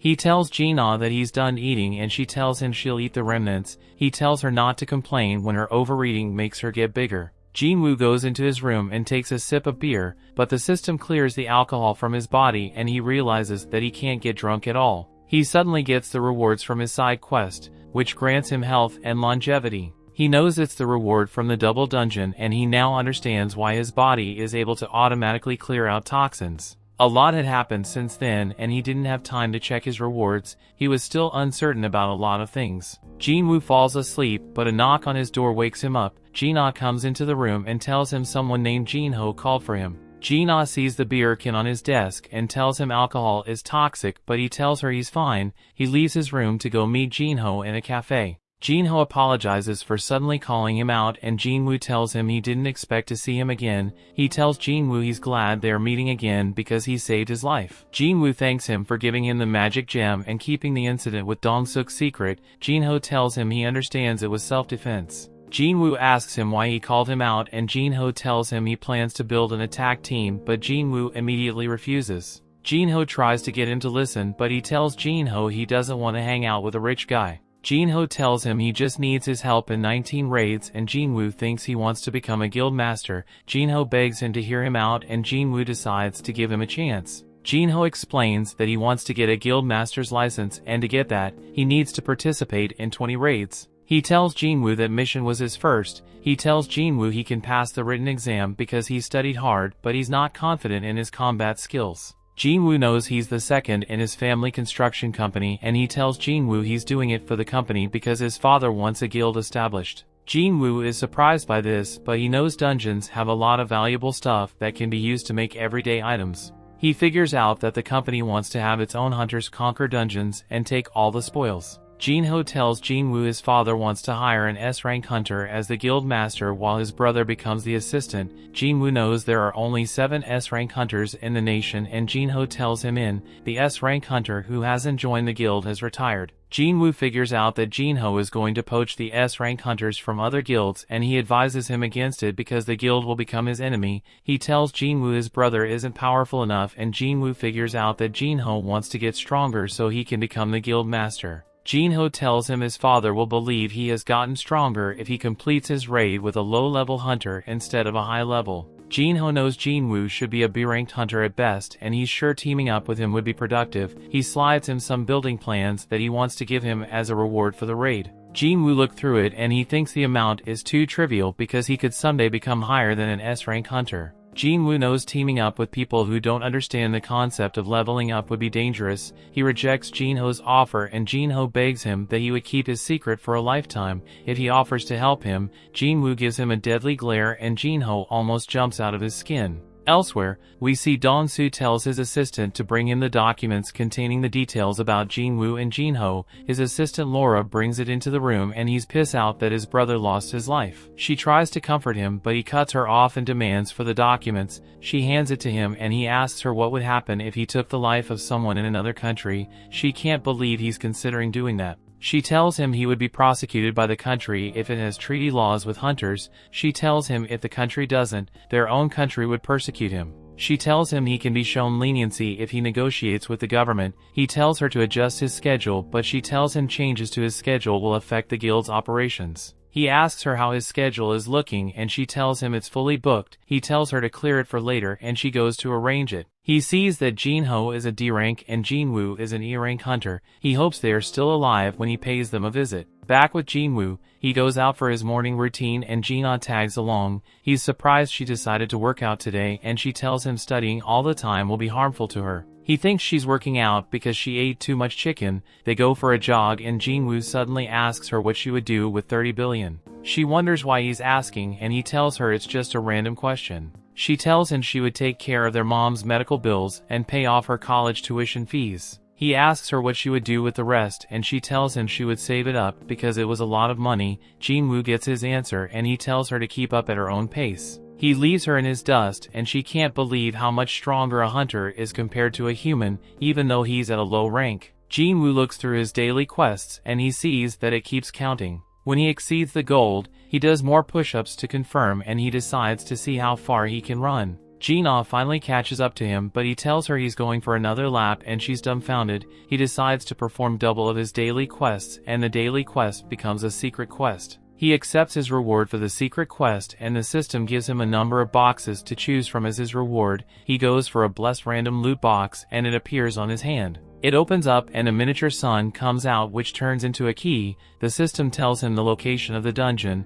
The key opens and he sees that the dungeon is an S-ranked. He sees that he can get the ingredients for the elixir of life, which can cure all illnesses, and he cracks a smile. Later, he goes to visit his mom and the hospital and he decides to clear the dungeon to get the elixir of life. He begins to open up the gate to the dungeon and he knows that there would be powerful beasts in the dungeon, similar to the ones that gave the S-rank hunters a hard time. He opens it up regardless and he wonders if he can deal with such beasts at his level. He enters the dungeon and he's a bit scared at the sight of it. He isn't too bothered because of teleportation stone he can use to get out of the dungeon if things don't go his way. A three-headed monster called the Hellgate Cerberus suddenly appears, but Jin-Woo is unfazed. He knows he can't give up because he has to get stronger and keep leveling up. He summons his dagger and stares at the monster in defiance. His wolf assassin title gives him more strength and he rushes at the Cerberus. He uses his dash skill to go even faster and he slices at the monster, but it doesn't deal damage. He slashes the monster several times, but all his attacks are harmless to the monster. He's surprised the gap between them is still so huge after he used his title skill. He decides to use his murderous intent skill, but it gets cancelled out by the Cerberus. The monster attacks him, but he dodges and stabs one of its heads. He casts the paralysis and life debuff of his dagger on the monster, but it cancels it out. The monster attacks him once again, but this time he doesn't dodge on time.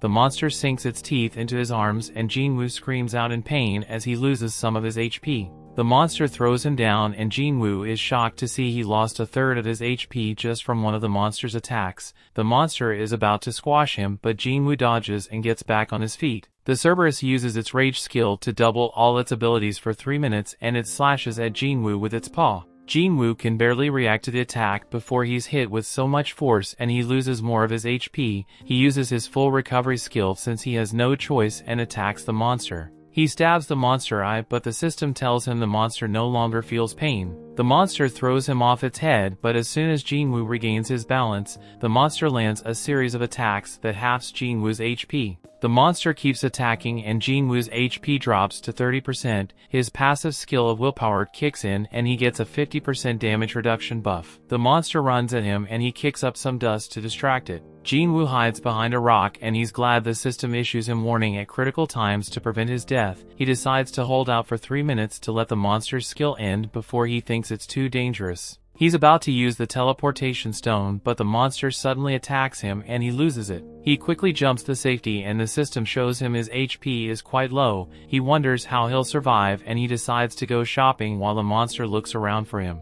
He gets 3 bottles of an exclusive healing potion, but each bottle only restores 100 HP. He sees the venom of the water snake in his inventory and he decides to take it since he's immune to toxins. The venom kicks in and grants him a 20% physical damage reduction. The monster finds him and attacks him, but he doesn't give up because he can still move. The monster's skill ends and Jin-Woo uses that opportunity to land as many attacks as he can manage. He slices and slashes the monster, but it remains unhurt. It attacks Jin-Woo and sinks its teeth into him once again and Jin-Woo's HP almost drains out. Jin-Woo uses his last strength to keep attacking the monster's weak spot repeatedly and the monster finally falls. The system shows that he has defeated the Cerberus and he levels up considerably, his wounds heal and he heaves a sigh of relief. The system shows him the items he got for defeating the Cerberus. He gets a key that opens the door to the demon's castle. He suddenly gets a random item which opens up to reveal the pattern of the elixir of life. He sees that he needs 3 materials to craft the elixir and these materials can be found in the demon's castle. His experience with the Cerberus made him realize that entering the demon castle will definitely lead to his death. He decides to return to the dungeon in the near future, when he's strong enough to clear it. The story continues. We see Jin-Woo pays a visit to his mom in the hospital. He looks at the requirements to craft the elixir of life, which can cure all diseases. He wonders if the elixir would be able to wake his mom from her eternal slumber. Though he doesn't have the 3 items needed to craft the elixir, he knows where to find them, but he knows he's not strong enough to enter the place holding the item. He decides to level up even more and get much stronger. Jin-Woo sets up a meeting with Jin-Ho in a cafe, and he accepts his proposal to join him in 19 C-rank raid missions. Jin-Ho is surprised Jin-Woo agreed, but Jin-Woo tells him he only agreed because of certain circumstances. He gives Jin-Ho a condition before he accepts the proposal. He tells Jin-Ho only 2 of them would go on the raid missions. Jin-Ho wonders how only both of them would conquer the C-rank dungeons. Jin-Ho reminds him that they need at least 8 people to enter a C-rank dungeon, and Jin-Woo tells him to find people to make the numbers up, just like Dong-Suk did. Jin-Ho wonders if the missions won't be too dangerous, but Jin-Woo tells him they can complete the 19 raid missions as long as they both remain safe. He tells Jin-Ho his father is sure to acknowledge him if they go through the raid missions unscathed. Jin-Ho considers this and decides to accept Jin-Woo's condition. He tells Jin-Woo that he'll take care of the extra members and the dungeon gates. Elsewhere, Cha-Hae is jogging around a racetrack. She decides to take a break and she dehydrates herself. She stretches her muscles and she realizes someone is hiding behind her. She tells him to come out and she asks him why he's stalking her. He's not surprised that she was able to detect him since she's an S-rank hunter. He tells her he couldn't find a good time to talk to her and he apologizes for interrupting her training. He offers her his business card and we can see his name as Masakazu Tamanaga. Jin-Ho is in a car with his dad, and his dad recalls when the dungeon gates first appeared. Since then, politics, news and social events have been linked to the dungeon. The dungeon houses several infrastructures which are important to the common folk and he knows without it they won't be able to survive. He knows only hunters can bring such valuable resources from the dungeons. The hunters are managed by a government agency known as the Hunter Association. The Hunter Association classifies hunters' registers and manages them. The association is also responsible for assigning and power to dungeons and bearing the responsibilities of dungeon breaks. He knows the government agency can only maintain operations while the guild controls the major resources centered around hunters.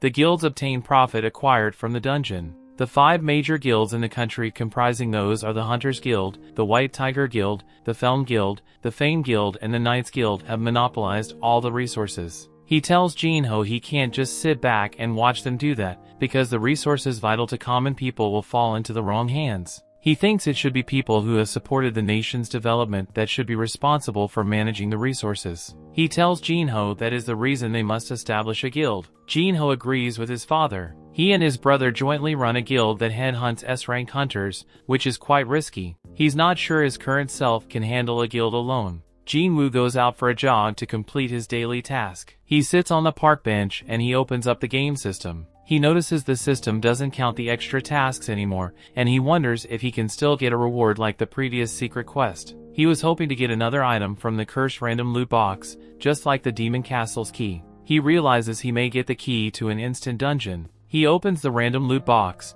but he gets a bingo card that has already been partly played. He's disappointed by the reward, but he understands that it's a random loot box, so he doesn't worry about it. Jin-Woo leaves the park and he walks along the city streets. He looks at his status on the game system and he realizes just 3 ability points are not enough to make him strong. He decides to level up quickly, but he can't do anything but wait for Jin-Ho's C-rank mission raids. He remembers a centipede in a dungeon, and he decides to go back to slay them to get more points, but he realizes he would be able to escape more easily, and he may not get points from defeating the centipede. His game system closes as he gets a message from the Hunter Association inviting him to participate in a D-rank gate mission. He sees that he'll not be able to fight alone since the Hunter Association wants to make a team and he wonders if he should decline. He decides to take the mission because it's better than doing nothing and he can't waste any time. Elsewhere, Song's apprentices are training in a dojo. One of the apprentices confesses to his master that he's still not strong enough to defeat him. The master tells him it's understandable that he can't win, but the apprentice still feels ashamed. He wants to spar with the master while he's in an optimal state, but the master is surprised he's not giving up. He gets an urgent call-up message and he said that low-rank hunters are nothing but errand boys for the association. His apprentice asks him if he's ever considered retirement, and he's surprised. He remembers terrible scenes from his previous raid, and he realizes he may be a hindrance since he lost one arm. His apprentice tries to explain that he didn't mean it like that, but the master tells him he wants to do as much as he can for the world before he loses his life. A hunter tells his wife he got called to a raid mission and she tells him to consider giving up his hunter profession. She tells him the profession is too dangerous because a lot of people lost their lives in his previous mission. She reminds him that he almost didn't make it out, but he tells her they need money to get their daughters through school. She agrees with him and he reassures her that the association won't send them to a dungeon that's too dangerous for them. He tells her the last time was just an exception, and she apologizes to him for worrying unnecessarily. She tells him to be careful, and his daughter wonders if he's strong. He assures her that he's very strong and he can defeat powerful monsters. Yunho goes to see Jongin in his office and he's pissed Jongin deceived him. Jongin feigns ignorance and Yunho tells him he pushed the media interview on him. Jongin tells him he saw the interview on TV and he thinks he did very well because his speech was heartfelt. Yunho is pissed Jongin is pushing his responsibilities on him. Jongin tells him his attitude and honest character will represent the hunters and that's what their chairman wanted. He tells Yunho he isn't suited for that. Yunho decides to drop the accusations and he wonders what Jongin summoned him. Jongin tells him he wants to inform him that Eugene Construction, which is the business name of Jinho's dad, wants to establish a guild. Yunho tells him he already knew about it, and he heard they were looking for people to fill up the guild. He knew they were poaching some of his squad members and Jongin realizes he's meddling unnecessarily since he already knows. Yunho is sure Jongin and knew he was aware of all this and he decides to find out what Jongin really wanted to tell him. Juhee gets a call from her mom who wonders if she's alright, since she doesn't call her often. Her mom wonders how her work is going and she tells her it's going fine. Her mother wonders if working as a hunter makes her uncomfortable, since she's so timid. Her mom heard she was a B-rank hunter, but she's not convinced she's strong enough for that rank. She thinks she's a burden to other hunters, so she tells her to come back home and help with the house chores. Juhee gets angry and she tells her mom to stop making decisions for her. She tells her she'll make her own decisions, and she ends the call. She's so pissed her mother thinks she's a burden to other hunters. She remembers how useless she was in previous raids, but she decides to give it another go. She leaves her room, but she gets a message from the Hunter Association asking her to participate in a D-rank gate raid. Cha-hae walks through the Hunter Association building and she stumbles upon Yoonho, but he doesn't pay her any attention. She goes into Jong-in's office and he wonders what he can do for her. She tells him she was approached by a scout from Eugene Construction and she wanted him to know about it. She hands him the business card and she tells him they are launching a new guild and they want her to join them as the guild master. Jong-in figures out that she turned them down and he's relieved. She tells him she saw Yoonho on her way in and she wonders what they were talking about. Yoonho sits in a room alone with a glass of scotch. He remembers his conversation with Jong-in, who asked him about Jeju Island. Yoonho wondered why he asked him about the island. Jong-in reminded him that the island was sealed off since the failed raid, and they gave the public updates about the island annually. He knew people were trying to forget about the island and what it represented. Yoonho could understand why people would want to forget about the island. Jong-in told him he could never forget about that island, no matter how much people praised him for being the strongest hunter. He told him he intended to clear that island in the near future and he needed him to be on the same page. He wanted them all to gain strength and gather allies, so they could sway the public's opinion about the island. Yoonho now understood why he arranged the interview with the media and why he began training new hunters.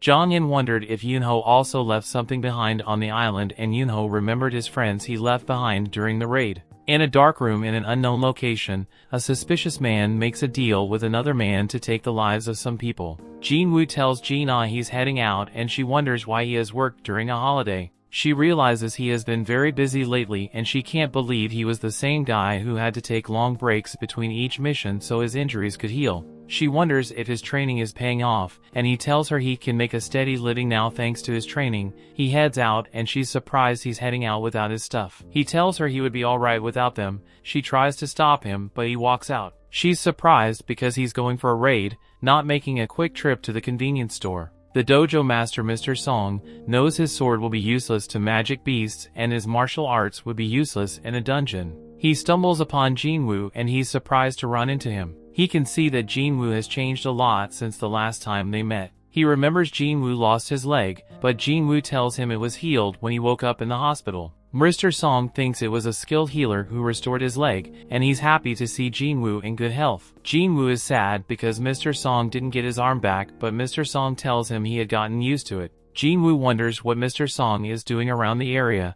and he tells him he was answering a summon from the Hunter Association. Jin-Woo is surprised Mr. Song was summoned by the association just like him. They arrive at the gate and Jin-Woo sees the hunters who survived the encounter with God. They're too ashamed to look him in the eye because they sacrificed him for their own safety. Song is suspicious that only the survivors from that dungeon were reunited. Joo-hee is so surprised by how much Jin-Woo has changed since she last saw him. A car suddenly arrives at the gate location and 3 prisoners step out of it. They are glad a lady is part of the group. They start hitting on her, but an association hunter shuts them up. An association official briefs them. She tells them the prisoners are substitute hunters who would be joining them for the mission. They are surprised they would be fighting alongside criminals, but the official tells them the prisoners won't cause them trouble since they want to reduce their sentence. She tells them they would be accompanied by a B-rank hunter called Kong Tae-shik, and she assures them he'll be able to handle the prisoners. Jin-Woo suggests that Joo-hee sit the raid out, but she decides to go since he's going.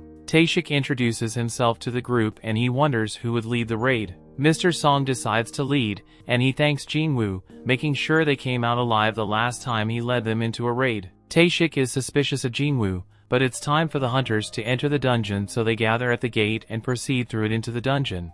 The story continues. We see inside the dungeon, the prisoners are actually doing a good job wiping out some goblins. Mr. Song wonders who the real beasts are and demonstrates his own power. The group of goblins is eventually wiped out and Mr. Song impressed by how much stronger Jin-Woo has gotten. Even Joo-hee points out how Jin-Woo hasn't gotten hurt yet, and she hopes that no one ends up needing her to heal them. Mr. Song is still amazed as even Jin-Woo's aura is different. Tae-shik has the move forward, but they find a split in the path. The dungeon has been much easier than they expected, so they determined that it should be fine to split up. They will be taking on a bit more risk, but they will be able to clear the dungeon faster. Jin-Woo is able to sense that the dungeon boss is down the path on the right side, but he doesn't tell anyone. He hasn't been leveling up much from the weak goblins, so Jin-Woo requests that his group go down the right side path. They split up, but Tae-shik oddly stares at Jin-Woo. Kim's group member is the other coward, and Kim decides that they will have to apologize to Jin-Woo for abandoning him on the first raid.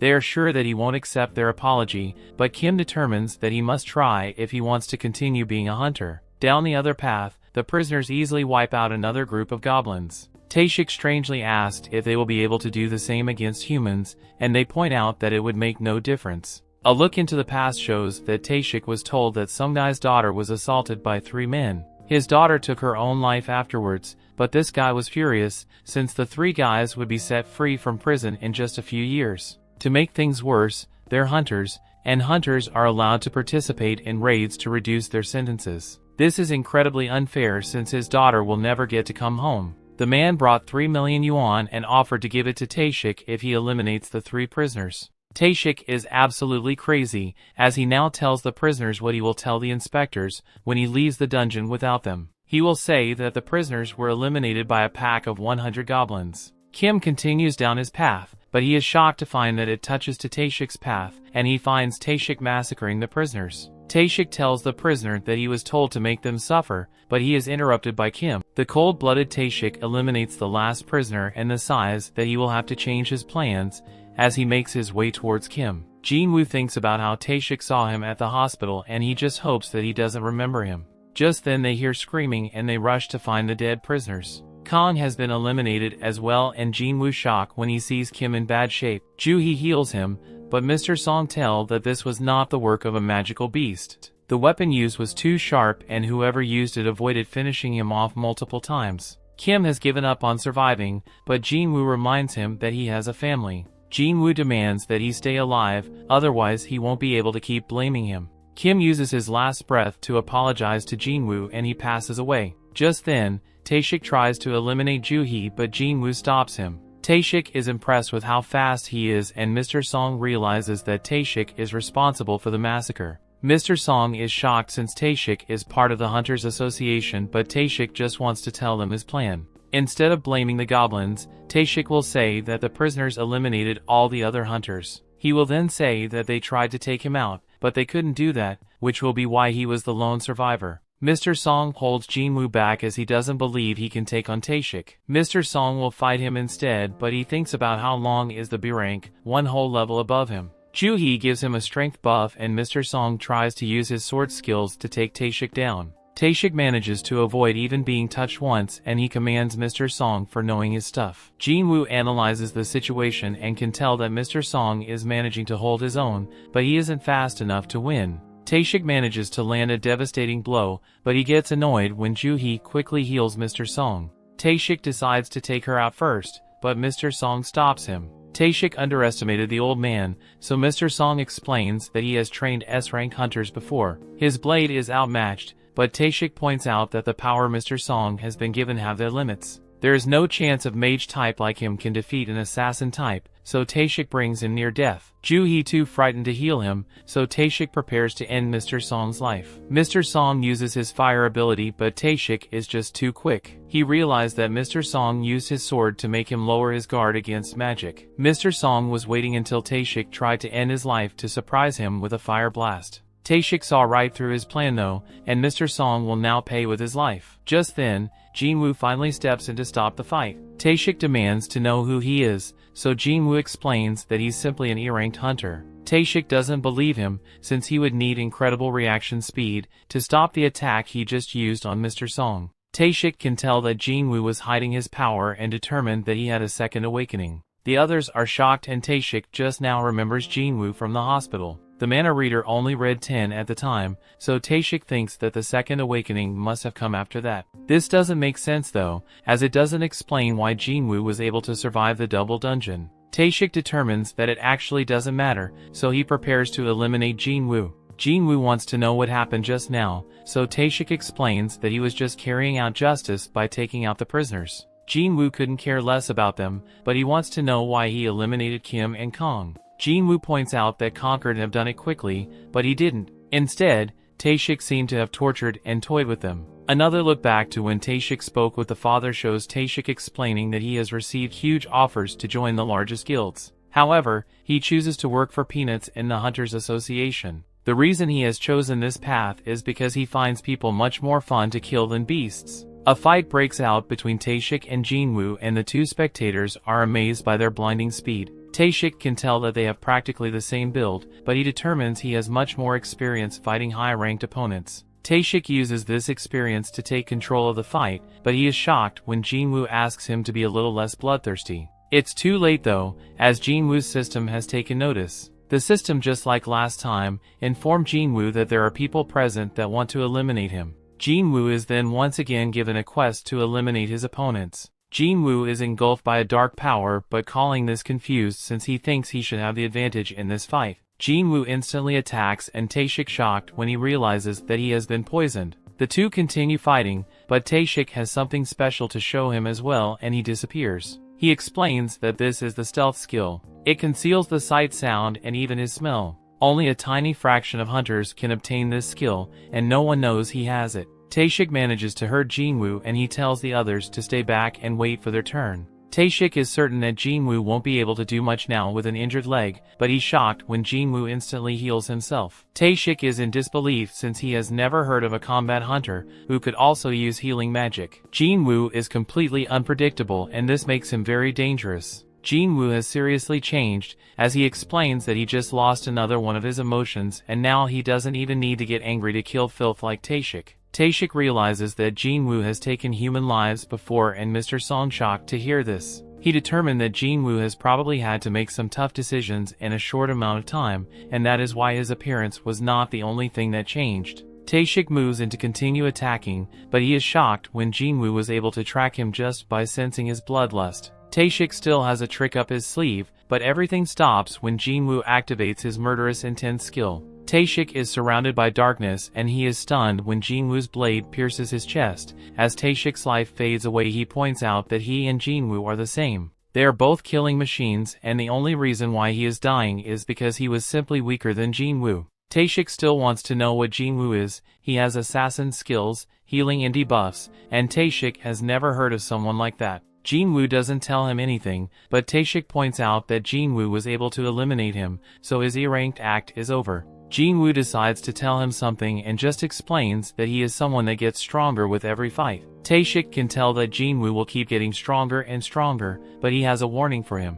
If he goes too far searching for more and more power, that same power might take control of him. Jin-Woo's quest is complete, and he got some rewards. Jin-Woo has noticed that the stronger he gets, the more he feels like something inside of him is falling apart. His friends thank him for saving them, but Jin-Woo tells them to leave the dungeon. They are shocked to hear that Jin-Woo plans to clear the dungeon alone, but they realize that he is strong enough to do it. Outside, Jin-Chul is shocked to hear that Taeshik was killing in secret. He is shown the only survivors of the mission Taeshik was on, and he's surprised to find that one of them is Jin-Woo. He apologizes for what happened, but more importantly, he wants to know who was the one that defeated Taeshik. Jin-Woo realizes that he won't be able to keep his secret anymore, which means he will have to cancel his deal with Jin-Ho. Just before he admits to everything, Mr. Song lies and says that he was the one that eliminated Taeshik. Mr. Song is only a C rank, so he explains that he only won the fight because he had the help of a healer. Jin-Chul is skeptical as Taeshik was a top B rank hunter, but he accepts Mr. Song's answer. Just then, Jin-Woo reminds himself that he cannot get overconfident. He could until before, but Jin-Chul was an A-rank hunter. He can sense his immense power now, and he can tell that it is current strength. He wouldn't stand a chance against this guy in a fight. Mr. Song determines that Jin-Woo has a good reason for keeping a secret, so he tells Jin-Woo that this is just him paying him back for what happened in the double dungeon. That night, everything has been settled, and Ju-hee wonders if Jin-Woo remembers the stone he gave her. The story continues. We see Jin-Woo and Ju-hee take a little walk while they discuss how much Jin-Woo has changed. Ju-hee is the complete opposite of him, as she hasn't changed at all, and she realizes that she is too timid to be a hunter. She should really be participating in A-rank raids, but she chooses the lowest rank ones instead. It's not terrible since it allowed her to meet Jin-Woo, and she began healing him. He would always get hurt, but she could never forget how his eyes always had that determined look in them. Ju-hee returns the crystal he gave her and reveals that she will be retiring. She will be going back to live with her parents, but the two agree to hang out if they ever see each other again. A look back shows that Jin-Chul was very skeptical of Jin-Woo. He didn't believe that an E-rank like him could defeat the B-rank Taeshik. Jin-Woo was already found to not have had a reawakening though, so Jin-Chul just let him be. He did, however, issue him a warning. Dong-suk's brother Dong-soo has heard that Jin-woo and Jin-ho were the only survivors after his brother was eliminated, so he may be coming after them. This is extremely shocking since Dong-soo is an S-rank hunter. Dong-soo likely doesn't care about all the facts, and he is the type to be upset just because Jin-woo survived and his brother didn't. Unfortunately for Jin-woo, the law is powerless against S-rank hunters, and they have the potential to bring forth either a miracle or a calamity. One of these monsters is after Jin-woo, so Jin-chul recommends that he get his family and leave the country. Jin-woo just determines that this is another reason to have to become stronger, since if he doesn't then he won't survive. Jin-woo arrives to meet with Jin-ho, but he's very confused by what he sees. Jin-ho explains that this is their strike team. He prioritized finding people who are qualified hunters but have reasons why they can't work and are struggling to make a living. Jin-woo points out that he hired a high schooler, but she points out that she is a qualified hunter, just like them. She gets discouraged though when Jin-woo figures out that she's an E rank with no raiding experience. It doesn't actually matter though, as Jin-woo informs them all that they will be waiting outside while he and Jin-ho take care of everything. They will all be getting paid 3 million yuan each, which is a great deal since they won't actually be doing anything. The only thing is that they can't tell anyone about it, otherwise they will have to pay back 10 times the amount they were given. Jin-woo received a stealth runestone for defeating Taeshik and he uses it to learn the stealth skill. Jin-ho is ready to go and Jin-woo's shocked to see that he has put on some more insanely expensive armor. Jin-woo proves how illogical it would be to wear that armor and demand it's take it off. Jin-woo allows him to at least keep the helmet though, and the two enter the portal. The other hunters think they are crazy for going into a C-rank dungeon alone, but they don't really care since the contract is already finalized. Jin-woo's sister wonders where her friend Sung-yi is, and we see that she's the high schooler on Jin-woo's strike team. The hunters discuss how full strike team would take 2 hours to complete this raid, so when they see you appear out of the portal, they assume that they just ran away. Of course they are shocked to see that the gate is closing after they exit, which means that they have cleared the dungeon. The hunters stare in disbelief, but Jin-woo just tells them to hurry as he wants to go to another portal. Their goal is to hit 3 raids in one day, but the hunters are all still shocked that they even completed one. During another raid Jin-woo destroyed a bunch of goblins, while Jin-ho finishes up mining, Jin-woo finishes up the goblins and levels up. The next raid is a success as well and general levels up even more. Days passed and the two just keep clearing dungeons by themselves. They begin to face stronger and stronger monsters, but Jin-ho can tell that Jin-woo is getting much stronger as well. Jin-woo's stealth skill is really useful and his dash skill levels up. He earns a couple more skills and finds that they're really powerful when he uses them on a wolf. Jin-woo has a bunch of new skills now, but not enough mana to use them for very long. He takes a potion for this and decides that he will focus on increasing his intellect ability going forward. He also decides against returning to the Demon Castle right now, since he would consider himself to only be somewhere between a B rank and an A rank hunter. Just then, the system reveals that he has reached the required level for a job change quest.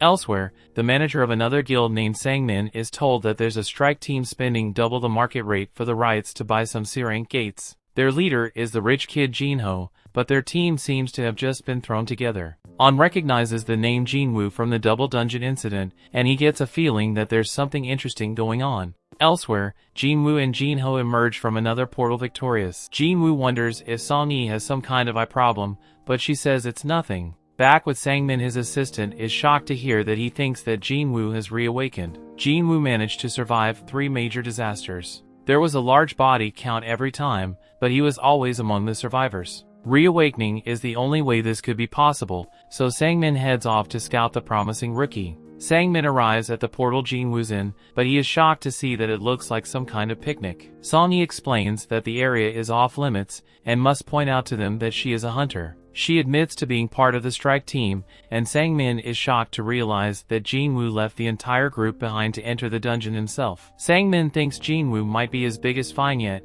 but he surprisingly just leaves. The guys emerge from the gate and Jin-woo reveals to Jin-ho that he's busy tomorrow. He won't be able to go on any raids, so they hold off on a few of them. We then get a glimpse of a very strange scene, and Jong-in wakes up from the nightmare. He takes a look at some paperwork and determines that it's almost time for the reconnaissance mission on Jeju Island. Jin-woo finishes up his day of raiding and Sang-min introduces himself as the manager of the White Tigers Guild. The White Tigers Guild is one of the country's best, and they're always on the lookout for promising new talent. Sang-min thankfully gets right to the point and offers to pay Jin-Woo double what Eugene Construction is paying him if he joins his guild. Sang-min is confident that an E-ranked could never reject this offer, but he is surprised when Jin-Woo wants to know how much the White Tiger Guild headquarters is worth. It's worth 50 billion, so the guy is shocked when Jin-Woo reveals that the construction company is giving him a building worth 30 billion. Jin-Woo shows him proof, but Sang-min reveals that he isn't qualified to offer them their 50 billion building.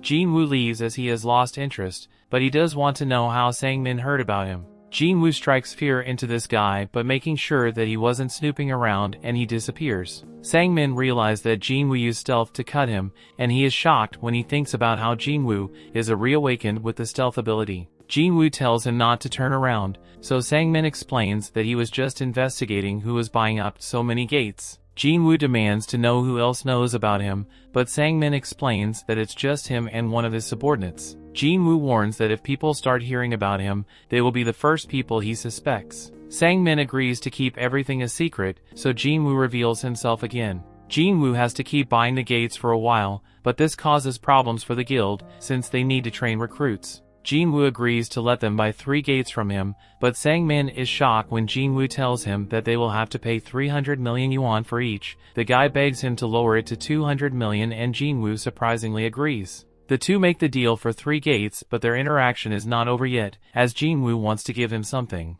He tells Sang-min to close his eyes and open his mouth, so Jin-Woo gives him a potion to heal the cut on his face. Jin-Woo reveals that he trusts Sang-min, but he reminds him to keep his mouth shut. Sang-min's assistant wonders how things went, and Sang-min tells them that he thinks that Jin-Woo might be an even bigger deal than he thought. The next day Jin-Ho confirmed that they have received the 600 million yuan. Jin-Ho point out that they were going to cancel those gates anyway, so he can't believe that Jin-Woo managed to get so much for them. Jin-Ho wants to know more, but Jin-Woo explains that it's a trade secret. Back with the White Tiger Guild, Sang-min realizes that Jin-Woo scammed him, as several C-rank gates appeared and they are all selling for less than 70 million yuan. Jin-Woo sends him a message stating that they're even now for Sang-min spying on him. Sang-min realizes that Jin-Woo is not someone to be messed with, but he's glad to have gotten his contact information. Elsewhere, we see that Jin-Woo moves on a road trip as he goes to find out what his job change quest is all about.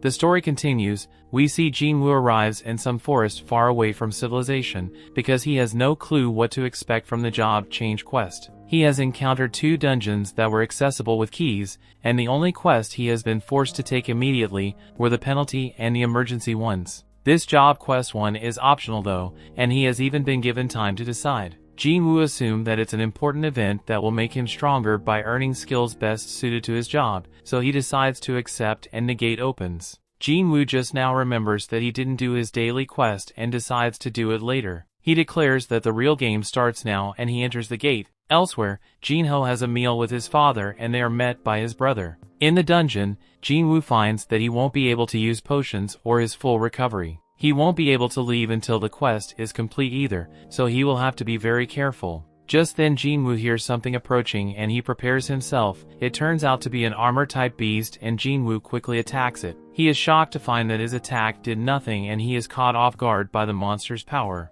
Jin-Woo lands another attack, but it's no good. He dodges several attacks and declares that he has fought more powerful creatures with even harder exteriors. Jin-Woo then uses his bare hands and tears the monster apart. Jin-Woo isn't too happy though, since he pretty much wasted one use of his Fatal Strike skill. He can't be upset for too much longer though, as he has company. Back with Jin-Ho, his father wonders how Jin-Sung's efforts to establish the guild are going. He has heard that every S-rank he sent an offer to ended up declining. This is true, but Jin-Sung explains that he's in talk with hunters from other countries. Jin-Ho realizes that this will be more competition for him, and he is shocked when Jin-Sung reveals that he knows he has been working on something in secret. He knows that Jin-Ho has been trying to establish himself by buying up C-rank raids, but he warns Jin-Ho not to get in his way. Jin-Ho doesn't say anything, but he is sure that Jin-Sung wouldn't be talking this way if he knew how powerful his partner is. Back in the dungeon, Jin-Woo was putting in work destroying the monsters. He determines that he will have to rest soon, but he senses something and eliminates another monster. He can't believe that it was using stealth, and on top of that, a mage that can use light magic has appeared. This is all pretty strange as Jin-Woo feels like the armor on the first monster combined with the skills of these monsters makes him feel like he's revisiting his old battles. The quest is much tougher than he expected, but he once again analyzes the situation mid-battle. He goes over what it will take to defeat each one of his enemies. The armored one won't take damage without enough strength, and the stealthy one can be detected without enough perception. The mage needs to be countered with intellect, but Jin-Woo hasn't increased that stamp very much. His fatigue is building up quickly, so he will have to end the fight soon. Elsewhere, we see that Jong-in meets with the other hunters as they are ready to head to Jeju Island. Back in the dungeon, Jin-Woo managed to defeat the monsters. He finds that he has received the chest plate and realizes that he hasn't done much with gear yet. Jin-Woo puts some on and is glad to see that it can go invisible and it doesn't restrict his movement. Jin-Woo's level has gone up, and he also has plenty of golden items. His fatigue has recovered as well, so he continues through the dungeon. Jin-Woo opens a giant door and a gust of wind that comes out of it gives him the chills, inside of some kind of throne room, and he is shocked by what awaits him. The sound he hears and the presence he feels makes his entire body remember something. This pressure he feels is on the same level of what he felt during the double dungeon. Jin-Woo is in disbelief since all that intensity is coming from one opponent. This enemy is a knight commander named Igris. His name is in red, and Jin-Woo determines that this guy is nothing like any enemy he's ever fought before. Igris intently attacks with intense speed, and Jin-Woo shocked to see that this guy chops through pillars like they are tiny tree branches. This monster quickly overpowers Jin-Woo with his next attack, and Jin-Woo has no chance of keeping up with him. He gets tossed around, and Jin-Woo is in disbelief at how much of an insane monster this guy is. Jin-Woo shows immense speed of his own as he throws a flurry of attacks, but his blade does nothing against the knight's armor. Jin-Woo just barely manages to block an attack and he gets tossed back. He determines that they are equal when it comes to speed, but Igris is much more powerful than him. This guy is extremely dangerous and Jin-Woo wonders if he has any chance of beating him. Jin-Woo doubts that he can win without a weapon, but he can only think of one way to deal any damage through the armor Igris wears. Jin-Woo puts away his dagger and Igris surprisingly throws aside his weapons as well. Elsewhere, Jong-in calls the chairman Go and thanks him for approving the operation. The chairman tells him to be careful, but Jong-in is already fully aware of the danger. He knows that this expedition is simply to assess threat levels. They will just prod the enemy and see how they respond. Jong-in is as diligent as ever, and he explains that it's because the last 3 done Jeju Island never really ended for him. Back in the dungeon, Igris wasted no time in crushing Jin-Woo. He tosses Jin-Woo again like he's just a toy and he lands a barrage of punches on him. Jin-Woo gets sent through a wall and he's shocked by his opponent. He was blocking all the punches, but he still feels like he lost 500 HP. Jin-Woo is glad that he put armor on, since he would surely not be alive right now if he hadn't. Jin-Woo concedes that he cannot power this guy, so he boosts his speed instead. Jin-Woo flies around him and manages to finally push him back. He tries several more attacks afterwards, but it soon becomes very clear that he won't be able to catch him again. The guy tells him around even more and Jin-Woo notices that the skill he used also increased his defense. He's still getting destroyed by this guy as he gets him back into the room, but Jin-Woo continues to fight back. His efforts paid off as Jin-Woo uses a spectacular move to land a kick right on Igris' head. Jin-Woo realizes that this might actually be bad for him, and the knight attacks with even more ferocity. Jin-Woo just continues to take an absolute beating as Igris tosses him onto the throne and stares down at him. Back home, Jin-Ah leaves some dinner for Jin-Woo and goes to study. We then also get a look at Jin-Woo's mother at the hospital. Back with Jin-Woo, he's in really bad shape as Igris takes his sword and prepares to end Jin-Woo's life. He ruthlessly goes in for the finishing blow, but Jin-Woo shockingly stops him with one hand. Jin-Woo declares that he hasn't lost yet and pushes Igris back. He summons his blade and manages to stab the knight through the opening in his helmet. Jin-Woo then uses all the power he has to push Igris' back and pushes them up against the wall. Igris tries to use Jin-Woo's blade, but Jin-Woo points out that his dagger doesn't change owners, it just goes back to his inventory where he can summon it again. Jin-Woo sends his blade through the Igris' skull, but the attack is too shallow. He determines that he has to go deeper, so he uses all the power he has left to push a blade further into the Igris. Jin-Woo uses every fatal strike he has and lands the most powerful strike he has ever dealt. Igris has gone completely limp. Jin-Woo removes his blade and a notification reveals that he has won the fight. Jin-Woo realizes that there was a huge gap between them in every category, and determines that him winning was really a fluke. If he made even just one mistake, he would have died. Jin-Woo then receives 4 rewards. One is 1.5 million gold and another is the S-rank helmet that Igris wore. The key to the demon's castle was S-rank, but Jin-Woo has never had gear that was this high quality before. Amazingly, the helmet boosts his stats and reduces damage taken by 15%. Jin-Woo also receives a rune stone for this skill called the Ruler's Hand.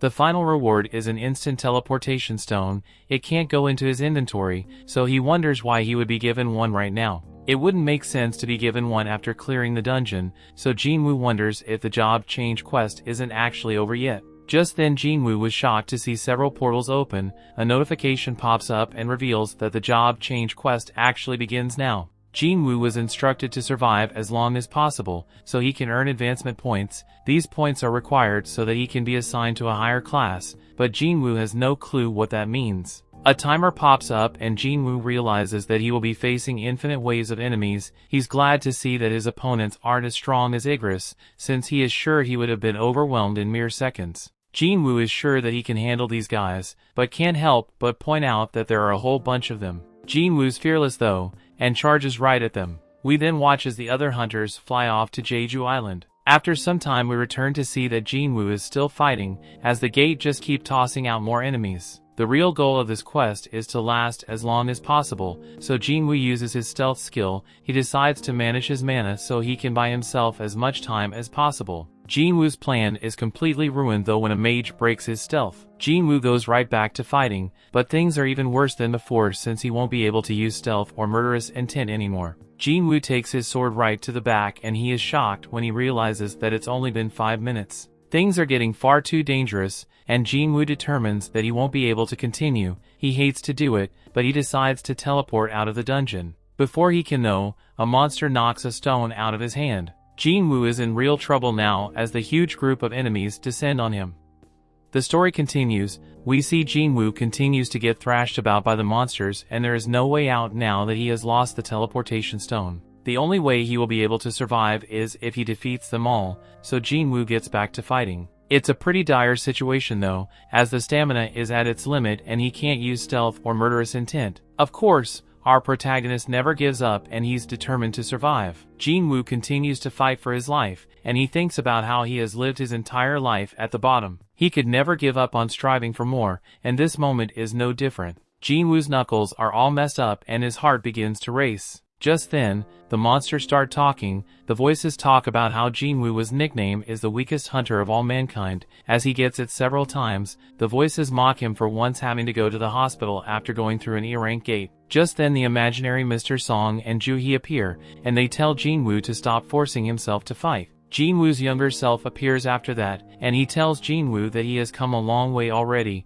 so that should be good enough. His old self can't even recognize the new Jin-Woo as he is much taller and in much better shape. However, he explains that the changes were only on the surface. Deep down Jin-Woo was still weak and he is about to die again. The old Jin-Woo declares that Jin-Woo will always just be an E-rank hunter, a dreamer who never learned his place in the world. Jin-Woo manages to avoid some attacks, but he can't manage for long, as he gets crushed. Young Jin-Woo tells him that this is what he deserves, since he was so quick to think that he was ready for this kind of fight. These words begin to convince Jin-Woo as he wonders if he really hasn't changed. Just then, a notification reveals that the time is up on his daily quest, and he will have to be penalized for not completing it. Luckily, this means that he will be taken to the penalty area. Jin-Woo now realizes that luck really is a factor in skill, and young Jin-Woo determines that whoever is behind all this doesn't want him to die just yet. He says goodbye and Jin-Woo was taken to the penalty zone. When he arrives, he is grateful that this penalty saved his life. Jin-Woo wonders though if it really was luck or if it was the system keeping him alive. Jin-Woo decides not to overthink it, and he uses some potions to recover his stamina. Unfortunately, a notification explains that if he is too seriously injured, potions won't restore his HP. he will either have to wait to heal naturally or try and get restored by leveling up. Just then a bunch of those monsters from before appear, and Jin-Woo declares that as long as he doesn't die, any pain he feels will only make him stronger. Back home, Jin-Ah notices that Jin-Woo hasn't returned, and she wonders if he got a girlfriend. She determines that that would be impossible, and she just hopes that he will remember to be there for her guardian-teacher meeting. Back with Jin-Woo, he has defeated the monsters he was once terrified of and has recovered his health from leveling up. He has 10 minutes left in the penalty zone, so he uses it to buy the Night Killer dagger. This weapon is perfect as it deals 25% more damage to armor-type beasts. Jin-Woo uses the ruined stone he got from fighting Igris, and it gives him the active skill called Ruler's Hand. Surprisingly, it doesn't use any mana, and it allows him to affect objects without touching them directly. He remembers Igris using this on his sword, but Jin-Woo tests it and finds that he can't move large objects yet. Time is almost up, so Jin-Woo declares that he will have to rely on a little bit of luck to carry him to the end. Jin-Woo gets teleported back to the dungeon and he gets ready to fight again. Back with the other hunters, they're getting closer to Jeju Island. Jong-in is told that multiple sources of mana have been detected in the water, and Jong-in is shocked by what he sees. In the dungeon, Jin-Woo was very pleased by how his Night Killer dagger's performing. He can't shake a strange feeling he is getting though. He keeps killing the beast, but it doesn't actually feel like he is. That isn't all, as Jin-Woo was concerned about the mages who have been casting spells without actually attacking. Just then Jin-Woo realizes that they are responsible for opening the gates and summoning the knights. He decides to target the mages and finds that defeating one of them makes some of the knights fall apart. Knowing this, he targets the rest of them and takes control of the fight. The mages just do their best to hide behind the knights, but Jin-Woo manages to take out another one, leaving 3 mages left standing. These tricky last 3 combine their power to summon a golem, so Jin-Woo makes his way up to higher ground. He manages to disable it for a moment and thinks about how the dummy ages must have thought the one strong monster was better than several small ones. Jin-Woo points out that this is wrong though, since having fewer targets makes it easier to go after the mages. Jin-Woo finally manages to wipe out all the mages, but the golem is still standing. Our protagonist has become so strong that he uses sheer force to destroy the golem. With that, all the monsters are defeated and the notification reveals that he has finished the job change quest. Now he will be able to switch to a more advanced class with the points he earned based on his performance during the quest. He doesn't get to choose apparently, and notifications begin to pop up with several messages. They state that whatever path the player takes, it is littered with corpses and the stench of blood remains. Furthermore, the player craves great power and blaze his own trail without relying on others. It mentions how a shadow army will follow the player's orders, and Jin-Woo shocked to see that his new job class will be Necromancer. This doesn't make sense to him at all since he hasn't put anything into his intellect stat. Necromancers are usually a magic type class that summon undead monsters as servants. Jin-Woo though has an assassin's build. His main stat is strength, and all his skills fit that style of fighting. If he gets a class like Necromancer, then all the effort he put into his current build will be wasted. Just then Jin-Woo was relieved to see that he can reject it. He declines, but this is some points out that Necromancer is a hidden class and it asks him again if he really wants to decline it. Jin-Woo gives it a second thought and wonders if it being a hidden class means it has some kind of special power. Jin-Woo wishes he had an example to compare it to, and he realizes that it's pretty similar to the summoning magic the mages were using. Encountering them seems like too much of a coincidence, so Jin-Woo wonders if this job change quest was pre-arranged by the system. The idea of summoning beasts like the mages piques his interest. The mages weren't very strong on their own, but Jin-Woo knows that he is. There is no rule that says necromancers can't fight on the front lines, which is what he would do. Jin-Woo determines that if classes work like stats do, then as he levels up, his skills and necromancy will too. This means that the shadow army the system talked about will likely become stronger as a result. Jin-Woo gets excited about the idea of no longer solo leveling and he accepts the necromancer class. Just then a dark power bursts from beneath his feet and the system starts awarding him points based on his performance. Jin-Woo did amazingly well during the quest, so his total advancement points exceed the class threshold. The dark power erupts even more and Jin-Woo begins to flow, and the advancement is soon complete. Jin-Woo was then shocked when he sees that he already moved on from the Necromancer class all the way to the Shadow Monarch class. He also receives unique class skills and 10 ability points. Jin-Woo wonders if the quest is finally over, but he begins to hear sounds that seem to be coming from people that are in pain. Jin-Woo can now see a dark shadow coming from the monsters, and he's able to use his skill called Shadow Extraction on them. First, he must designate a command word, so he chooses arise.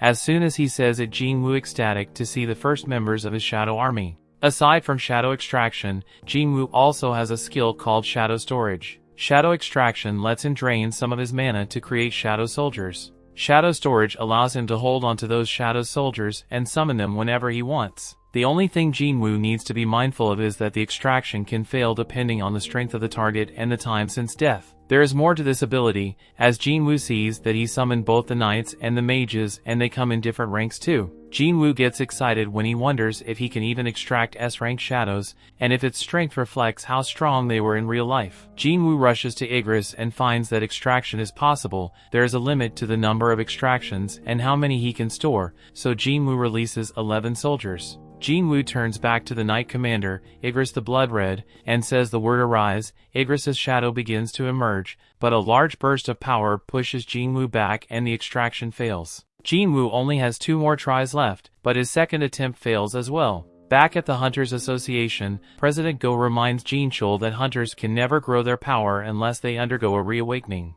That is why they train their combat techniques and gather allies. Back with Jin-Woo, he speaks Igris and reminds him that he is a warrior, cutting down foes with his sword as his life purpose, and Jin-Woo is sure that he doesn't want to just sit there and rust away. Jin-Woo declares that if Igris needs someone to dedicate his sword to, then he should serve him. Jin-Woo uses his last attempt and once again tells Igris to arise. A huge amount of power bursts from Igris's corpse, but this time it's different. Igris's shadow emerges and Jin-Woo was allowed to give his level 7 knight a name. Jin-Woo honors the knight and gives him his old name Igris. At the same time, President Go explains that reawakening happen every day and he hopes that this will bring forth the hunter that defies all expectations. In this moment, Igris and the rest of Jin-Woo's shadow army kneel before him. Jin-Woo is amazed by the sight and declares that they are all with him now. Back with the other hunters, they have finally arrived on Jeju Island. Jonghyun is examining what are the red ants from the terrible raid and he is shocked to see something that has never happened before. He declares that the monsters are evolving and we see that the ant has grown wings. Season 2 started with Jin-Woo, who is awoken by his sister, who reminds him that he has to meet with her teacher. Gina can't even recognize her brother, and we see that Jin-Woo has grown since we last saw him. Jin-Woo just wants to look respectable in front of the teacher, but his new look has all the schoolgirls admiring him. Gina reminds Jin-Woo that he doesn't have a girlfriend, and offers to introduce him to some of her desperate friends. Jin-Woo isn't interested in those hideous gargoyles, and he finally meets with the teacher. The teacher compliments Gina endlessly for being such a good role model to the other students, and even reveals that Gina's exam scores will get her into any medical school she wants. The teacher only has one concern. She wants to know if Jin-Woo will allow Gina to become a hunter if she goes through an awakening. Jin-Woo instantly says no, so the teacher has a secret request. Outside, Sung-Yi is shocked to find Jin-Woo waiting for her. He reveals that he's Gina's sister, but Sung-Yi already knows what he wants to say. She declares that she won't be going back to school no matter how much her teacher wants her to, and she definitely won't be quitting hunting. Jin-Woo points out that she's only an E-rank hunter, and there's no way she can make a living hunting. Sung-Yi is quick to point out that Jin-Woo is also just an E-rank, but Jin-Woo has had enough. He reveals that he actually isn't here to convince her to quit hunting, and he tells her to come with him. Elsewhere, Inspector Woo welcomes home the hunter Dong-Soo. Dong-Soo would rather be anywhere else than Japan, but he has important business to take care of. Woo wonders if he's here to meet with a certain 2 hunters, but Dong-Soo is insulted by the question. He doesn't plan to just meet with them, he wants revenge. Dong-Soo declares that he plans to do terrible things to Jin-Woo and his friend, and he will do it inside of a dungeon where no one will know. Dong-Soo tells Woo that him and his surveillance team can just pretend that they don't know about his plan. That is, unless weaklings like them want to try and stop him. Woo explains that his only job is to monitor hunters who may pose a risk to public safety, and the 2 men part ways. Back at the Hunters Association, we see that Choi has returned from Jeju Island, and they discovered something alarming. The red ants have developed wings and can now travel with them. They can only go a short distance right now, but if they evolve further, then they might even be able to leave the island. Their infestation could lead to a nationwide disaster, so Chairman Go decides that he will have to look into the matter. Back with Jin-Woo, we see that he has brought Sung-Yi to a dungeon raid that was set up by On. It's actually a training exercise for some young hunters, and On has agreed to let Jin-Woo and Sung-Yi participate. Their conversation is interrupted by the tank of the strike team, who is tired of waiting. His name is Kim Chu and he's an A-rank tank. He is serving as the leader of the strike team for the training mission, but he's upset about having to babysit the E-ranks Jin-Woo and Song Yi. Aside from the A-rank Kim Chu, there will be 5 B ranks on the strike team and 2 C ranks. We then learn that Jin-Woo wanted to show Song Yi how brutal raids can be during the mission. He was hoping it would make her reconsider being a hunter, but he realizes that his plan might not go so well after seeing how many powerful hunters are on the strike team. If they succeed too easily, then it will completely defeat the purpose. Lee knows how strong Jin-Woo really is, so he asks him to limit his participation so the rookies can get a good training session. Everyone heads into the dungeon, but Jin-Woo instantly senses that something is wrong. To everyone's surprise, the dungeon portal changes color and Jin-Woo realizes what this means. He quickly grabs onto Sung Yi and tries to get out of the dungeon. It's a struggle, so Jin-Woo urgently instructs On to contact the primary strike team immediately. Jin-Woo is pulled back into the portal, and we see that Beck is horrified to hear about what's happening. He is told that a C-rank gate has turned red. This should be impossible, so Beck decides that he must go there immediately. In the dungeon, everyone is shocked to see that the gate has disappeared and they're in a strange place. Kim Chu explains that it's all because of the red gate. Jin-Woo reveals that unlike a typical gate, once you step through a red gate, it takes you to a dungeon completely isolated from the outside. No one can leave it until the boss is defeated or a dungeon break occurs. No one can even send help from the outside. That isn't all, as the magic beasts inside red gates are much stronger than normal. Just then an attack comes flying at Sung Yi's head, but we see that someone else collapses. A rookie is stunned and mesmerized as she sees that Jin-Woo just managed to save Sung Yi's life. The attackers turn out to be ice elves and they attack from so far away that the average hunter wouldn't have been able to detect it. Jin-Woo is no normal hunter and he determines that the elves attack the weakest members of the strike team first. That was the guy that just got deleted and Sung Yi. These elves are pretty confident in themselves, but Jin-Woo is furious. Sung Yi asks about their opponent, so Jin-Woo explains that because of the cruel nature of these elves, hunters call them something more befitting of demons. They call them ice slayers. Kim Chu realizes how dangerous this situation is, but he knows that he won't be able to protect everyone himself. Because of this, he decides to form a second group, but Jin-Woo thinks this is strange. Kim Chu frames it as a way to raise their chance of survival, and guarantees that anyone who follows him will make it out alive. However, Jin-Woo knows that he just wants to leave some of them behind. Several members vow to follow Kim Chu, but he rejects one of the other hunters. Kim Chu refuses to accept the C-ranks into his group, and the same goes for Jin-Woo and Sung Yi. He explains that every day they spend in the dungeon, an hour passes on the outside. They might be inside the red gate for several months, so he doesn't want to waste any time looking after dead weight. Oddly, the other girl in the group has to join the lower-ranked hunters. Kim Chu allows her to go with them, but calls her a fool and wonders if she just pities them. However, in reality, this girl realizes that not even Kim Chu was able to notice the arrow attack. Jin-Woo was the only one who sensed it coming, so she quietly wonders if he's not really an E-rank. Jin-Woo just ignores her, but she determines that he must be an A-rank, or even higher. After the two groups part ways, Kim Chu finds the markings left by an ice bear. It's a terrifying sign, and the others realize that they just basically left the E-ranks to die. Those guys are in a terrible situation, but Kim Chu is confused by something else. That one girl is a B rank, and they also have 2 C ranks with them, so Kim Chu can't figure out why he assumed that the E rank Jin-Woo was their leader.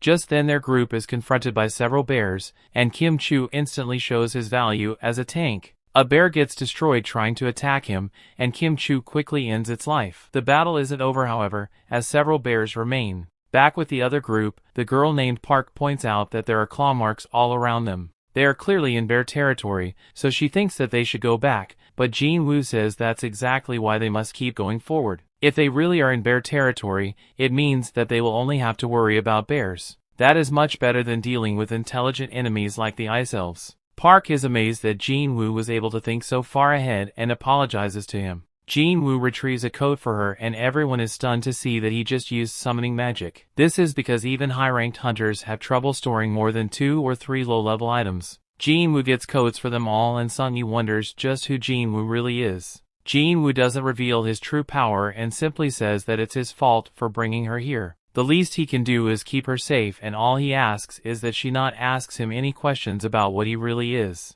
Jin-Woo will do what he must to keep everyone alive, but he tells the others not to ask any questions either about what they see. Just then everyone is horrified as the bear approaches them, but Jin-Woo tells everyone to remain calm. He then calmly changes his title to the Wolf Assassin. Outside, Beck arrives to find that the Red Gate is completely sealed. He doesn't believe that the hunters have much of a chance to survive, and says that it will all depend on Kim Chu. Just then, On reveals that there's someone else that might prove to be an important factor. He says that the hunter's name is Jin-Woo and it's someone that caught his eye recently. Beck is not impressed when On reveals that Jin-Woo is just an E-rank, but On believes that Jin-Woo may have reawakened. Unfortunately, he can't prove this as it's not confirmed. Just then, Dong-soo arrives, and Beck is not pleased to see him at all. This is not Dong-soo's jurisdiction, as he's supposed to be in America right now, but Dong-soo has a question of his own. He wants to know why an E-rank is in the gate of the White Tiger Guild. Beck is shocked when he realizes that he's after Jin-Woo,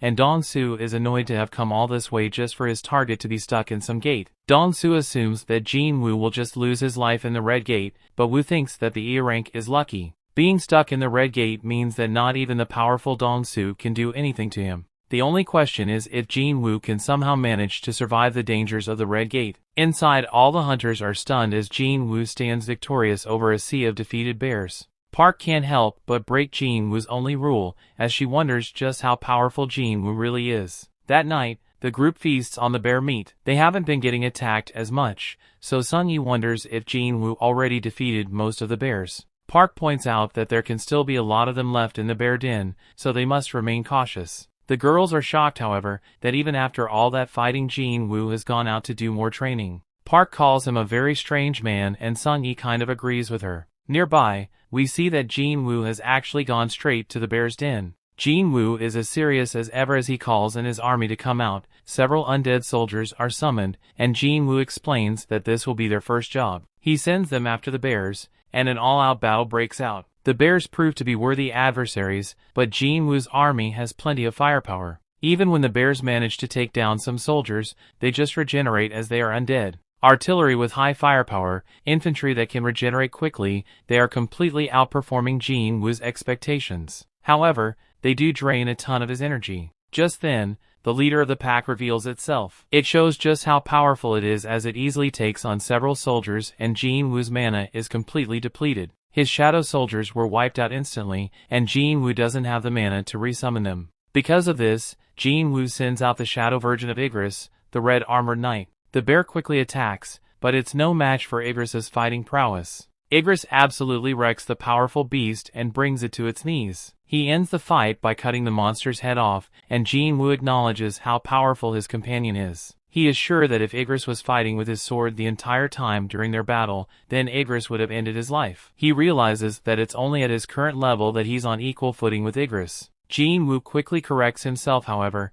as he thinks that he might still be weaker than him. Igris kneels before his master, and Jin-Woo praises his loyal soldier. Elsewhere, we find that Kim Chu is struggling to breathe. The other members of his party have been eliminated, but Kim Chu vows to accomplish his goal of joining the elite of the White Tiger Guild. He's horrified to see the position he is in now as the Ice Elves have surrounded him, and they finish off the last of his group. Kim Chu succumbs to fear and runs for his life, as he is watched by the leader of the elves. The story continues. We see Jin-Woo stands victorious over the Death Bears, and shows his immense power as a necromancer when he tells them to rise. Shadow bears emerge from the corpses, and Jin-Woo adds to his shadow army. Outside the portal, On explains that the strike force has been stuck for 3 hours, but on the inside it would be around 3 days. Red gates are very dangerous, so Dong-soo determines that Jin-Woo must already be a goner, and he prepares to leave. Dong-soo stops himself, however, as he demands to know why Jin-Woo is hanging around with the White Tiger Guild. On simply explains that Jin-Woo is an acquaintance of his, and he wanted to watch his rank mission. On is relieved when this seems to be a good enough answer, but Dong-soo shocks everyone as he begins to choke On. Dong-soo isn't gullible, and he knows that On has a knack for sniffing out new talent. Just then, we see that Beck has gotten very serious, as he has transformed, and he tells Dong-soo to stop. This only infuriates Dong-soo, as he says Beck is just a big fish in a small pond. The two men release some of their power, terrifying On because an S-rank battle would break out if these guys aren't stopped. The entire area could end up completely destroyed, but the guys are furious, and they attack each other anyway. Back inside the portal, Kim Chu's relieved to have gotten away from the elves. His relief turns to shock, however, as he comes across the corpses of the powerful death bears. It's a horrifying sight, and he wonders if the E-ranks he left behind are responsible. As he trembles in fear, he realizes that Jin-Woo and the others weren't strong enough to do this. Kim-Chu fears that the Ice Slayers could be behind it, so he runs back into the forest. Back outside, Dong-Soo is impressed as he sees that Mr. Woo is somehow powerful enough to stop an S-rank fight. The humble Woo says that the only reason his arms are still intact is because the two hunters held back at the last second. Woo explains to Dong-Soo that he re-evaluated Jin-Woo 2 months ago, and he is certain that the kid is really just an E-rank. Furthermore, the surveillance team has investigated the death of Dong-Soo's brother, and they determined that he was eliminated by a magic beast. Dong-Soo knows that this is just a story for the public, and he determines that if the killer isn't Jin-Woo, then it must be the other guy, the rich kid named Yu. Woo wants to know why he's after Jin-Woo if that's the case, but Dong-Soo's answer is simple: Jin-Woo is an accomplice. Just then, Dong-Soo gets called away and he says that Jin-Woo is lucky. On thinks about how no one understands Jin-Woo's power the way he does, and he is sure that Jin-Woo will survive the Red Gate. Back inside, the other members of Jin-Woo's group sit by a fire, but we see that Kim-Chu has found them. He is furious to see that weaklings like them have somehow managed to survive. Not only that, they are also thriving with weather gear, blankets, and food. Kim-Chu angrily confronts them and reveals that his group died because they didn't have any gear. He has lost his mind, as he demands to know who is hiding all the equipment, as he blames them for his dead teammates. He comes to the realization that Park must have known all along, and that was why she wanted to join the weak group. Kim-Chu demands that the one behind it all confess, as he counts down from 3, or else he will eliminate them all. Kim-Chu finishes his countdown without anyone confessing, but he already knows who's behind it. He screams Jin-Woo's name as he goes to eliminate everyone, but Jin-Woo appears out of nowhere to absolutely destroy him. Everyone is shocked to see their leader, and Jin-Woo can't believe that Kim-Chu is blaming others for his party's failure. That wasn't his only mistake, as Jin-Woo detects that Kim-Chu dragged in even more trouble. Jin-Woo tells the lurkers that their aura is way too strong to not notice, and instructs them to drop their stealth. The Ice Elves oblige and reveal themselves, and their leader's surprised to see that one of the human scums is actually strong. Jin-Woo fires back with a response, but everyone is stunned to see that he can speak the language of the magic beast. Jin-Woo is surprised as well, but he determines that his cheat system is to thank for it. The elven leader then explains why they are here. One of his men could tell how powerful Jin-Woo was when he stopped the arrow, and he wants to fight him. Before the leader can even finish his sentence, however, Jin-Woo chops off the head of the challenger. The leader is very amused, but Jin-Woo isn't, and he just goes right in to attack the leader. The leader defends himself well, and Jin-Woo can tell that he won't go down easy. The leader's amusement continues, as he says that Jin-Woo is not human, and he wonders why he's pretending to be. Jin-Woo has no clue what he's rambling on about, so the leader laughs as it means Jin-Woo is unaware. He reveals that elves have a voice in their head that tells them to kill humans. However, they don't hear it when it comes to Jin-Woo. This makes Jin-Woo wonder if this is similar to his system directives. The voice not directing them against him could stem from Jin-Woo being the player. The leader reveals that he would rather handle things in a sensible way, and he encourages Jin-Woo to just hand over the humans. Jin-Woo wants to know why they are fighting humans in the first place, but something strange happens as the leader begins to answer. His body glitches for a moment, and he just repeats what he said a second ago. Jin-Woo refuses, so the leader wonders if he really intends to make them his enemy. He reminds Jin-Woo that they outnumber him by a lot, but our boy Jin-Woo wonders why he is so sure about that. Jin-Woo summons his army, and the others question how this can even be possible. The confident elven leader thinks it's just a waste of time, but Jin-Woo isn't interested in his words. He wants a fight, and the leader obliges. The two sides clash in a bloody battle, and the others try to run away. Some archers set their eyes on them, but Jin-Woo shows his incredible fighting prowess as he deletes them. Unfortunately, he can now also see why the leader was so confident, as the elves are doing major damage. Jin-Woo's army is immortal, but the regeneration costs magic power. Jin-Woo has a lot of it, but it will run out eventually. On top of that, Jin-Woo has determined that the leader is clearly stronger than him. The leader attacks Jin-Woo directly, and Jin-Woo realizes that even if he fought alongside Igris, the leader would still be really tough. All odds are against him, and regular soldiers aren't going to cut it, so Jin-Woo determines that he needs a stronger fighting force. The leader introduces himself as Barca, and Jin-Woo gives his name as well. The two warriors then charge at each other, and Barca shows some dominance. He is surprised, however, when Jin-Woo teleports his blade to his other hand. The two narrowly avoid each other's attacks, but Jin-Woo eventually gets pushed back. Barca hasn't enjoyed a fight like this in ages, but Jin-Woo has even more for him to enjoy. Jin-Woo lets out a smile, and Barca is stunned as a giant meteor crashes down on him.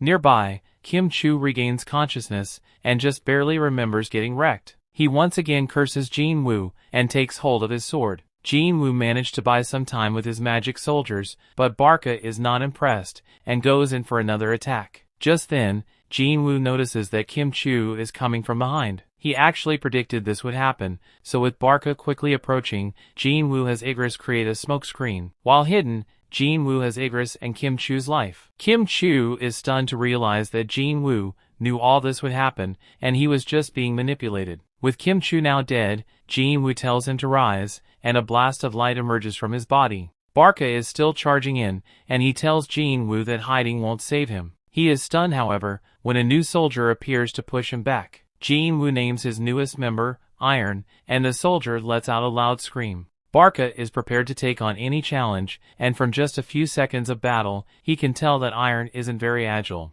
Nearby, Sung-Yi wonders if this is what all hunter battles are like. The others tell her that nothing about what's happening right now is normal, and they have never seen anything like it before. Barca eventually feels like Iron isn't enough of a challenge for him, so he instructs Jin-Woo to join him along with his knight. Jin-Woo is happy to oblige him this time, and the 3-on-1 battle ensues. Barca shows his incredible might as he fends them all off, but he's quickly annoyed by Iron's loud scream. He decides that Iron will have to die first, but Iron is a serious tank. Barca's confidence only grows as he dodges Igris's attack, but he's stunned when Jin-Woo manages to stab him. Jin-Woo is still impressed by the elf, however, as he somehow managed to avoid a fatal blow even amidst all the chaos. Barca doesn't like to be underestimated, but Jin-Woo credits him for staying alive for so long. Jin-Woo commends his opponent, but wonders how the rest of his army is doing. Barca gasps as he remembers the other part of the battle, and he is horrified to see that Jin-Woo's shadow army has eliminated his entire clan.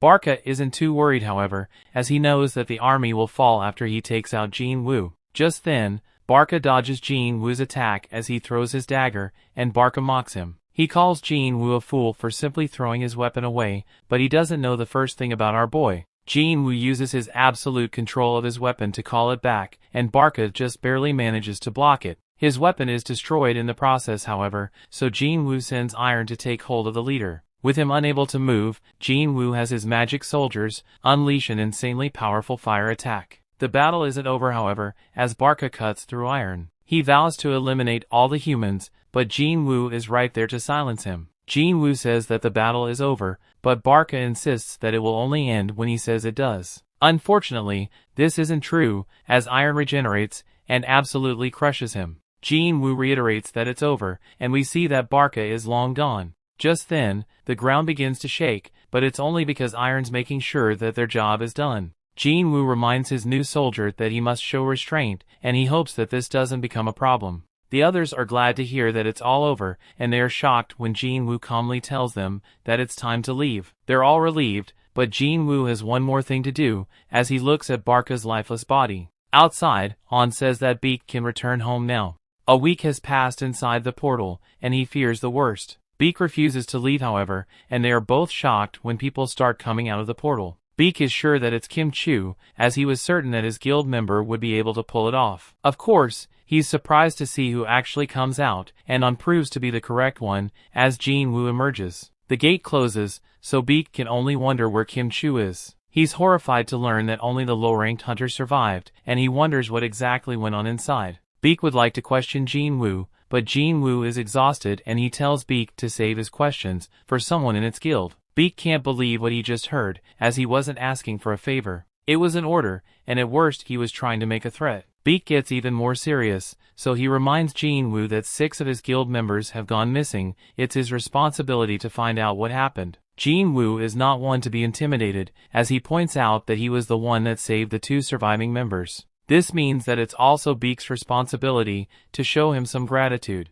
Tensions rise, But Beak calms down as he realizes that Jin-Woo is right. He apologizes and Jin-Woo takes Song-yi home. Beak asks Park who exactly that guy was, and wonders why he was so angry. Park reveals that it was actually only after beating the boss that his mood changed. On insists that it must be exhaustion, as Jin-Woo is normally a nice guy. Beak has taken an interest in Jin-Woo, of course, and he instructs On to make sure he is brought to their guild, no matter what it takes. Later, Jin-Woo drops off Song-yi. She thanks him for everything, and looks forward to the next time they meet. As he leaves, Jin-Woo realizes that it hasn't even been an entire day since they were trapped. He's disappointed as he only earned 1 dagger for all his trouble, and determines that Barca must have been just too high of a level. A look back at what happened shows that Jin-Woo tried to make an immortal soldier out of the elven leader. He was given 3 tries, but Jin-Woo wasn't able to extract him. Jin-Woo at least got iron out of this situation, but that was the 3rd time already that he has had to take human lives. The next day, Yu meets with Jin-Woo, but Jin-Woo can't believe what he's wearing. They are headed to a mission, but Jin-Woo tells them that they need to pick someone up. This ends up being Song-yi, and Yu is shocked to see how informal they are being with each other. Jin-Woo wonders if she managed to get any sleep, but this gives Yu the wrong idea. Worried about Jin-Woo, Yu reminds him that Song-yi is underage. Of course Jin-Woo isn't doing what he thinks, so he's casual about it, but Yu once again gets the wrong idea. The story continues. We see Yo watch as in absolute amazement as Jin-Woo's soldiers take out a group of powerful beasts. Yo can't understand where they came from, and Jin-Woo remembers that Yo hasn't seen them yet. Jin-Woo reveals that they're a part of one of his skills, but Yo had no idea that this kind of immense power was even possible. With the battle over, Jin-Woo has his army start mining the area for crystals. Yo is pretty down as he can't compete with the army, and he pleads for Jin-Woo to at least let him have the essence stones. Jin-Woo isn't selfish though, and one of his soldiers offers to share. Elsewhere, we see that a man stands inside a destroyed ship. A soldier begs for his life, but the man tells him to calm down. It doesn't help much however, as they don't speak the same language, so the man uses a bit of English. He explains that he is human, and he just wants to go home. Back with our hero, he celebrates with Yo, as they just completed the 19 raids that was part of their deal. Yo must now pass the written exam at the association, so he can get a guildmaster's license. With that, he will be able to start negotiating with his father.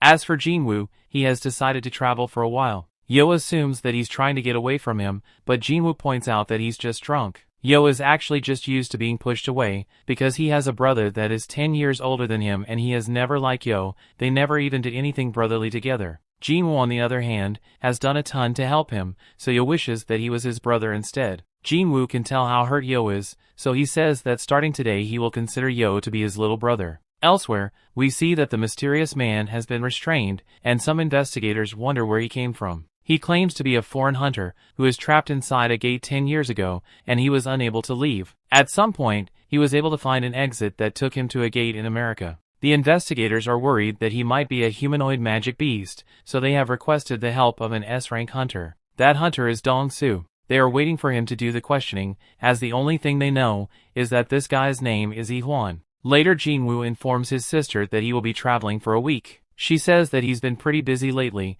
and she wonders who he will be going with. Jin-Woo is annoyed by the question, and simply says that he will be going with a friend. Jin-Woo then returns to the entrance of the demon castle. He was only level 20 when he barely survived his fight against Cerberus. Jin-Woo's level has increased by 3 times that amount, so this challenge should be easier for him now. Jin-Woo uses the key obtained from his system and makes his way inside while thinking about the quest objectives. Demons roam the castle, and he must gather their souls. Jin-Woo is shocked however, when the quest reveals that he must collect 10,000 demon souls, and he can't believe that there are even that many inside. Jin-Woo hasn't lost sight of his real objective however, and that is to get the ingredients for the elixir of life. He doesn't care how many thousands of demons there are, he will stop at nothing to complete this quest. Elsewhere, Yo tells his father that he wants to take over the guild. He is well aware of the fact that his brother is planning to do the same, but Yo doesn't agree with what he's going to do. Yo is sure that his brother will bring in someone from the outside to run the guild, but he thinks it's too risky for the company. His father, however, is more concerned about who he has become friends with. He's talking about the hunter Jin-Woo. Jin-Woo was present for 3 very mysterious and controversial events: the double dungeon, the raid Han's team was wiped out in, and the incident where a surveillance team hunter murdered a group of convicts. Jin-Woo was not only present, he somehow managed to survive these 3 very dangerous events. Now he was present in the 19 raids Yo cleared, so he could become a master hunter. Han has also heard that Jin-Woo was involved in the Red Gate incident, and he led the survivors to safety. It's clear that Yo was only able to get his guild master license because of Jin-Woo, and Han is insulted that his son would use such backhanded tactics to get control of the guild. Yo admits to going about it the wrong way, but he believes that he knows what's best for the guild. Just then, Han shockingly agrees to do things Yo's way, but only on one condition. He has heard that the White Tigers Guild is planning to scout Jin-Woo ever since the Red Gate incident. Jin-Woo is clearly someone of interest, so Han wants him with their guild instead. He wonders if Yo can arrange this, and Yo promises that he can. Back with Jin-Woo, he finds that he cannot extract the demons to add to his army, but he can't understand why. He has taken out a whole bunch of them, but it seems like it might have just been a waste of time. Just then Jin-Woo receives an entry permit for the next floor. A light shows him the way, and Jin-Woo still can't believe how huge this dungeon is. It's an entire city inside of one building, and all the walking is becoming a pain. Thankfully, he doesn't have to walk as he summons the bear leader to travel on. Unfortunately, there's a bunch of demons in the way, but this proves to be no problem for Jin-Woo's powerful beast. The bear plows right through the sea of demons, so Jin-Woo decides to call him Tank. Elsewhere, some girls are amazed as they admire Cha-Hae. Cha-Hae then thinks back to when she spoke with Choi. Choi has decided to keep the reports of the flying ants confidential, but Cha-Hae thinks they should publicize it. Choi explained that it would only cause a panic, and they just need to focus on making their organization stronger. They are the largest domestic guild, and getting stronger is the best way for them to expand. Back with Jin-Woo, he has taken out even more demons. He was afraid that this was an S-rank dungeon when he first received the key, but the demons he has been fighting seem to be around the upper end of B rank. There is a ton of them, and they keep getting stronger the higher up he goes. However, by only killing the demons he needs to pass each floor, Jin-Woo has been able to make some pretty easy progress. Jin-Woo predicts that there will be 100 floors in this castle, just like there was in the tower, so he wonders just how strong he will be when he reaches the top. As Jin-Woo reaches 4,000 souls collected, he reminds himself to keep track of his supplies. He also has to keep his promise to Gina of only being away for 1 week, so it's quickly becoming a race against time. Eventually, Jin-Woo reaches the 10,000 mark of souls collected, and he wonders how much further he can go. He encounters a group of powerful monsters, and its leader's name is in red, indicating that it's incredibly dangerous. It's called Vulcan, the boss-class leader of the lower floors. Elsewhere, we see that Han is looking for Jin-Woo, but Gina just told him that he's on a trip. There are no records of him doing a raid right now,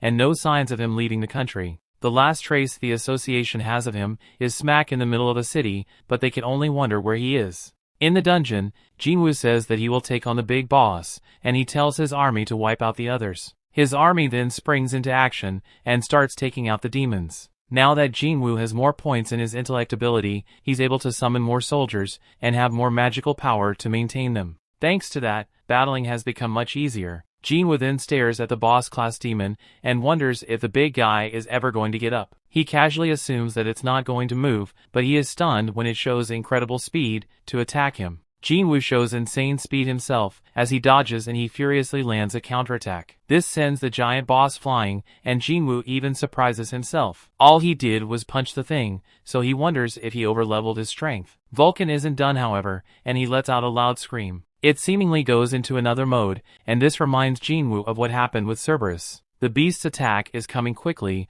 so Jin-Woo calls out to Iron, and Iron sends him a shield. Jin-Woo blocks the attack just in time, but the giant throws out a barrage of attacks. The flurry of punches isn't slowing down, and Jin-Woo can only wonder how something so big can move so fast. Jin-Woo eventually finds an opening, and makes his way to the back of the beast, but he is shocked to find that it can anticipate his moves. This opponent is an absolute monster, and the only part of him that looks vulnerable are his beady little eyes. Jin-Woo starts running, and thinks about how he must keep it from being able to zip around. He comes up with a plan when he finds the perfect building to use, and he runs up it. Jin-Woo pities the beast for being too focused on him, as it crashes straight into the building. With it unable to move, Jin-Woo summons his weapon, and cuts right through the Vulcan's neck. The Lord of the Lower Floor is defeated, and Jin-Woo receives the item called World Tree Fragment. Elsewhere, Yi-Hwan is questioned by Dong-Su. Dong-Su has heard that Yi-Hwan is a magic beast who can talk, but Yi-Hwan denies it. He agrees to do any kind of testing they want, including DNA, but Dong-Su doesn't want him to speak unless he asks him a question. Dong-soo is actually annoyed after having his fun ruined, and he has a look at Ip-1's paperwork. Ip-1 would like to ask him something, but Dong-soo tells him to quiet down. Ip-1 asks anyway, and wonders how much humanity has learned about gates and magic beasts. Dong-soo has no clue what he means, so Ip-1 explains that the dungeons, the gates, and the beasts are all just the tip of the iceberg. He warns that the power capable of bringing forth the ultimate catastrophe has awakened. Ip-1 can't see anymore, but reveals that his goal is to avert this catastrophe. Dong-soo has had enough of this nonsense, and reminds Ip-1 that there are millions of hunters around the world. If enough of them gather their power, they can stop any threat. Unfortunately, Ip-1 reveals, the numbers will not help against the threat he speaks of. They will be devoured and used against them. Dong-soo is done listening, and is more confused by how a magic beast somehow managed to have a wife and 2 kids. Dong-soo wonders what his son's name is, and Ip-1 reveals that his name is Jin-Woo. Dong-soo takes great delight in hearing this, and tells Ip-1 that his son is dead. Dong-soo won't be answering any of his questions, and he simply tells Ip-1 that he can ask his questions to his son when they meet in the next world. Dong-soo unleashes some of his power while making this threat, but Ip-1 gets a murderous look in his eyes. Back in the dungeon, Jin-Woo's army is tearing through another group of demons. Jin-Woo admits to the leader that things are getting pretty one-sided, and he wonders if the demon is shocked by how tough his shadow soldiers are. It's now clear to Jin-Woo that even the undead can feel fear, and he slices the leader's head off. A notification reveals that he just defeated Métis, the Guider of Souls, and Jin-Woo has leveled up even more. Back outside, we see that a major disaster has destroyed part of the city. An investigator has heard that fights between S ranks could change the shape of the landscape, laying waste to everything in sight. He considers everyone to be fortunate, however, that this fight was limited to just this area, as it could have been much worse. The entire thing happened so fast, and it was almost instantaneous. He could only watch the aftermath,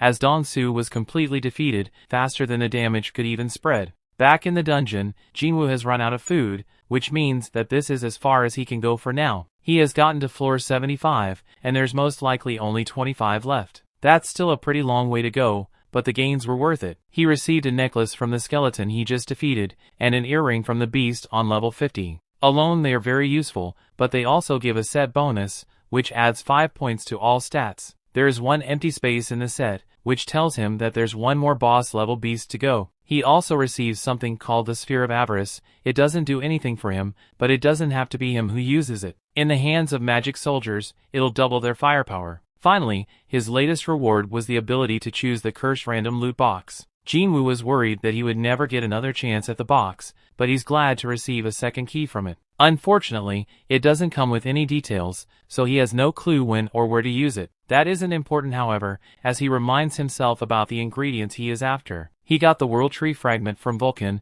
and Spring Water from Echo Forest by beating Métis. That's 2 of the 3 ingredients he needs for the Elixir of Life. There's just one more left before he can help his dying mother. Jin-Woo vows that the next time he comes back here, and they decide to proceed. We find out that from the Korean side, Cha-hae, Lim, Ma, and Beck will be participating. And from Japan's side, Tawada, Kumamoto, Hoshino, and Tanaka will be fighting. That brings the episode to an end. Thanks for watching. Want next part? Subscribe the channel and turn on notification bell.